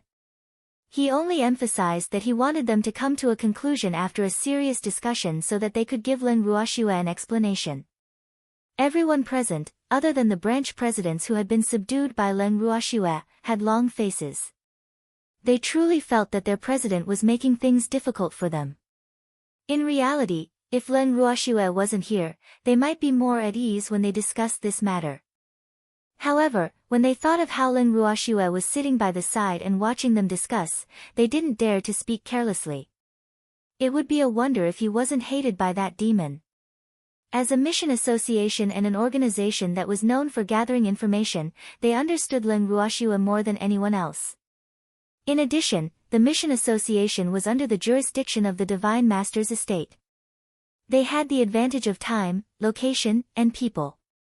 Hence, almost every elder in the mission association knew that Leng Ruoxue was not someone to be trifled with. As such, no one was willing to stand out and be the villain. However, if they didn't want to be evil, they had to pretend to be deaf and mute. For a time, many elders decided to be completely mute to avoid getting into trouble. Seeing that the elders didn't say anything, the branch president and the priests felt that there was no room for them to speak, so they pretended to be mute with peace of mind. You guys should say something. Seeing that everyone was silent for a long time, Miao Jie shouted angrily. In his heart, he was cursing the people in front of him. Trash. A bunch of trash. They wouldn't be able to see them at the critical moment. Guild leader, it's up to you to decide. Well, I'll follow your lead. Seeing Miao Jie's anger, one of the branch presidents, who had received Leng Ruoxue's signal, immediately said in a fawning manner. As soon as he finished speaking, everyone agreed with him. Miao Jie was so angry that he almost passed out. Miao Jie's old face was red as he pointed at the elders in front of him with a trembling finger. He stammered for a long time and did not say a word. In the end, perhaps it was because of anger, his eyes suddenly rolled back and he fainted. When everyone saw this, they were all frightened and rushed forward in a hurry, trying to wake Miao Jia up with all kinds of means. Damn it, why did he faint at such a time? The elders were panicking, while Lin Ruoxue was completely speechless. Did he think that she didn't know that Miao Jia was pretending to faint? Standing up, Lin Ruoxue shouted, "Get out of my way. I'm the best at treating unconscious patients." Upon hearing this, the elders who had surrounded Miao Jia immediately dispersed to both sides like a tide, giving way to Lin Ruoxue. Lin Ruoxue took elegant steps and slowly walked to Miao Jia. Then, she took out a handful of silver needles that were twice as thick as chopsticks and shone with a beautiful luster. "What thick silver needles?" someone exclaimed in surprise. Thanks. When the elders around Miao Jia saw the silver needle, they all subconsciously swallowed their saliva and took a big step back. At the same time, they thought to themselves, if this needle were to be inserted, would the president still be able to stand it? Please don't take his old life. Just as he was thinking about this, the elders saw Lin Ruoxue waving the silver needle in front of Miao Jia's eyes. Then, she gestured on his body, as if she was looking for a place to lower her hand. The silver needles cast a shadow on Miao Jia's body. Miao Jia, who was pretending to be unconscious, was so scared that his heart trembled. Even though his eyes were closed, he could clearly feel the waves of cold air coming from the surroundings and the elders' cries of surprise. From this, it could be seen that the silver needles in Lin Ruoxue's hands were definitely not good things. Where should I start? Hearing Lin Ruoxue's mumbling, Miao Jia was so scared that he could no longer pretend. He opened his eyes and sat up straight. "I'm already fine." Looking at the thick silver needle in front of him, Miao Jia, who had just opened his eyes and did not dare to pretend to be unconscious, was so scared that he broke out in a cold sweat. What a thick needle. That was close. Silently wiping away the cold sweat on his forehead, Miao Jia's heart was still fluttering with fear. If the needle were to be inserted, there would definitely be a hole in his body. This was not a joke. Miao Jia carefully put on a smile and looked at Lin Ruoxue with a fawning expression. He was as obedient as a little beast. Lin Ruoxue, on the other hand, was worried and asked, "You're really done?" "All right, I'm done." Miao Jia swallowed his saliva and answered Lin Ruoxue's question cautiously. "Are you sure?" Lin Ruoxue asked again. Yes. Miao Jia nodded his head furiously, afraid that Lin Ruoxue would stab him if he answered too slowly. "If that's the case, you guys can come up with a conclusion within half an hour," Lin Ruoxue said with a smile. She no longer wanted to continue playing hide and seek with them. In any case, now that everyone was in a neat formation, it was a good time to make a move. Half an hour? When Miao Jia and the other elders heard this, their faces turned ugly. It was obvious that half an hour was too short for them. Just half an hour. Not even a minute more. From now on, I want to know your opinions after half an hour. Lin Ruoxue's attitude was very firm. "Miss Leng, half an hour is not enough." As the president, Miao Jia couldn't just stand by and watch. He had to stand out even if he didn't want to. Half an hour isn't enough. What about half a year? Lin Ruoxue asked casually. Half a year, Miao Jia was about to say that half a year was more like it. At least it would buy them some time. However, before he could finish his sentence, he was immediately interrupted by Lin Ruoxue. Lin Ruoxue's voice was extremely cold. "I'll give you half an hour, but you think it's too short. I'll give you half a year, and you'll definitely find all kinds of excuses to delay it. So, don't waste everyone's time and quickly decide." Faced with Lin Ruoxue's non-negotiable expression, Miao Jia and the rest were so conflicted that their intestines were about to be tied up. However, Lin Ruoxue did not care about their feelings and only reminded them indifferently, "It's been 5 minutes. You have 25 minutes to discuss." Leng Ruoxiu's unyielding attitude made Miao Jia and the others at a loss. However, they had been in high positions for many years, so they quickly adjusted their mentality and communicated privately. Some elders suggested asking for help from the Divine Lord's estate. After all, the Divine Lord's estate looked like it was about to start a fight. However, Miao Jia regretfully told him that he had sent someone to the Divine Master's estate a few days ago to report this matter to the Divine Master, but there had been no news from the person he had sent. When the elder heard this, he immediately wilted. At this moment, Elder Qi jumped out again and sent a voice transmission in anger. Guild leader, I don't understand why we are so afraid of Leng Ruoxiu. She's only one person while we have so many people. Can't you take her down? What if she doesn't only have her own? Miao Jia reminded as he glanced at the brainless Elder Qi. This time, Elder Qi did not dare to say anything. And secretly complained, that's right. Legend had it that Leng Ruoxiu was extremely cunning. She shouldn't have the guts to venture into the tiger's den alone.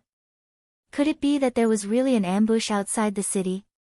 But when he returned to the city, he didn't sense any stranger's aura. Of course, he didn't dare to say this out loud because he really didn't dare to take the risk. If his words caused everyone to lower their guard against Leng Ruoxiu, wouldn't he become the sinner of the mission association? It had to be said that all the elders present had their own thoughts.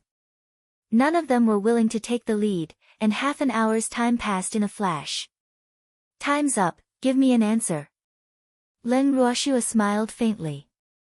Miss Leng, can we have a proper talk? Miao Jia didn't dare to strain the relationship between the two parties, so he asked with a smile. Chapter 27:16, I quite despise you guys. 1. What else do we have to talk about? Originally, I only wanted to issue a mission, but you guys kept pushing it back with all sorts of excuses. Fine. Seeing that you were once my master, I've given you time and allowed you to discuss it. But now, I've waited long enough and don't want to wait any longer. So, tell me the result immediately, so that we don't break up and it won't look good. Leng Ruoxiu laughed coldly. After all the courtesies, she naturally didn't need to give them any face. Now, she could only see if these people knew what was good for them. It's best if he's tactful, so that she won't have to waste her time. He could only follow her rules. As for the higher-ups of the headquarters of missions, they did not dare to voice their anger after hearing Leng Ruoxiu's words. They were not stupid. They could tell that Leng Ruoxiu had lost her patience. Once a person lost their patience, it was easy to imagine what they would do. In reality, at this point in time, there were still quite a number of people who felt that Leng Ruoxiu was speaking the truth. After all, no matter how powerful Leng Ruoxiu was in the rumors or how powerful she was, her power did not only belong to her. It was the reverent god-level experts around her.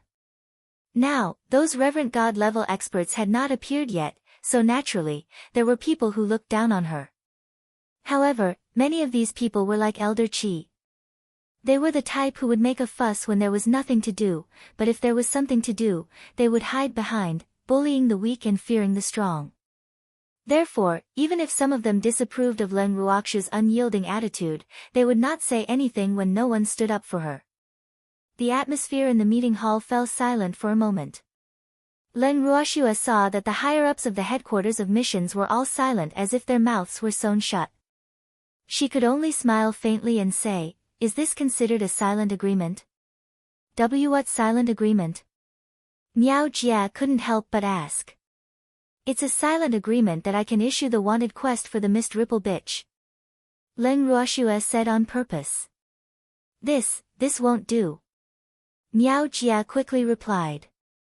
Can't. When Leng Ruoxiu heard these two words, she couldn't help but squint her beautiful eyes. She then said, You mean, you welcome me to use force? How could he possibly welcome her? Miao Jia was speechless. However, Leng Ruoxiu did not care what he was thinking and continued, I just found out today that it's useless to be too polite to you. It turns out that you all like to use force against others. Since that's the case, I'll fulfill your wish today. Her words made Miao Jia's anger rise to the top. However, Miao Jie understood Leng Ruoxiu's character very well. He knew that he could not go head-to-head with Leng Ruoxiu at this time, or he would fall into her trap. It was a pity that not everyone present understood Miao Jie's thoughts as well. For example, Elder Qi did not want to stand out at first, but when he heard Leng Ruoxiu's words, he immediately exploded and shouted, "Fuck! Who likes to be forced? We're not that cheap." "Oh, really? Then tell me, what kind of girl do you like?" Leng Ruoxiu smiled lightly as she turned her beautiful eyes towards Elder Qi, who had spoken impulsively. Thanks. In reality, Elder Qi regretted his words the moment he opened his mouth. However, under the watchful eyes of the crowd and the intense gaze of Leng Ruoxiu's beautiful eyes, even if he was so nervous that his legs and stomach were going soft, he did not dare to reveal it. Otherwise, wouldn't he be discovered to be a coward? That would definitely not do. It would affect his dignity. With that thought in mind, Elder Qi gathered his courage and spoke to Leng Ruoxiu. "I don't like anything. Leng Ruoxiu, although I've heard that you're very powerful, don't forget that our mission will always belong to the Divine Master's residence. The Divine Master is also in the residence. If you dare to act rashly, the Divine Master will not let you off." Although the president had said that there was no news from the people he had sent to the Divine Lord's residence, Elder Qi believed that the Divine Lord would never give up on them. After all, they would earn a lot of money for the Divine Lord's residence in a year. They could really be considered a hen that laid golden eggs. If the guild that was on a mission was destroyed by Leng Ruoxiu, the Divine Lord would not only lose money, he would also lose face. It was because of this confidence that Elder Qi was able to remain calm after he braced himself to face Leng Ruoxiu. He was not afraid at all. And what Leng Ruoxiu wanted was for him to not be afraid. If no one cooperated with her to continue acting, how boring would it be for her? Therefore, when Leng Ruoxiu heard Elder Qi's words, she smiled happily and replied with a gentle expression, "Not bad. You've learned to use the ripple witch to threaten me. However, have you forgotten that she and I have a grudge? Even if she lets me go, I don't think I'll let her go. What's more, that cheap woman is injured now, what can she do to me?" As soon as he finished speaking, the crowd, who had thought that Elder Qi was courageous and even wanted to idolize him, immediately turned pale with fright. The God Lord was injured. Was this for real? Was he lying to them? Everyone looked at Elder Qi with suspicion. Elder Qi felt uncomfortable under the countless burning gazes, but he had no choice but to brace himself and say, "Who knows if you're telling the truth? You can only fool children with your words, but you want to lie to us? I don't have any. I can't do anything if you don't believe me. But don't blame me for not reminding you. If your master god is safe and sound, do you think she will let me enter the city?" Leng Ruoxiu asked with a smile. That's because our Divine Master is magnanimous and doesn't care about you," Elder Qi said stubbornly. However, he was already beginning to doubt Leng Ruoxiu's words. However, he did not dare to show it on his face and could only let his thoughts run wild in his heart. However, his little thoughts did not escape Qing Ju's eyes. Qing Ju did not need Leng Ruoxiu's instructions to report Elder Qi's thoughts to Leng Ruoxiu. Later on, Qing Ju got addicted to it and peeked at other people's thoughts. With a single glance, Qing Ju could not help but smile. Hearing the laughter in her heart, Leng Ruoxiu was a little confused. Seeing this, Qing Ju could only honestly tell everyone what they were thinking. After Leng Ruoxiu heard this, she could not help but sigh. The higher-ups of the Mission Guild were really a pile of loose sand. These people more or less wanted to see the others embarrass themselves. So after Elder Qi stepped up, the others did not even say a word of help, allowing Elder Qi to fight alone. They were really a bunch of disloyal people. Leng Ruoxiu really did not know what help these people could give her after she took them in. She hated people who didn't have team spirit the most, so to be honest, she didn't like any of them. Ai. Leng Ruoxiu sighed speechlessly. She was not willing to leave them to rhyme, but she found it hard to swallow if they became her own people. Chicken ribs. They were really a bunch of chicken ribs. Actually, I don't really like you guys. After Len Ruoxue sighed, she spoke the truth.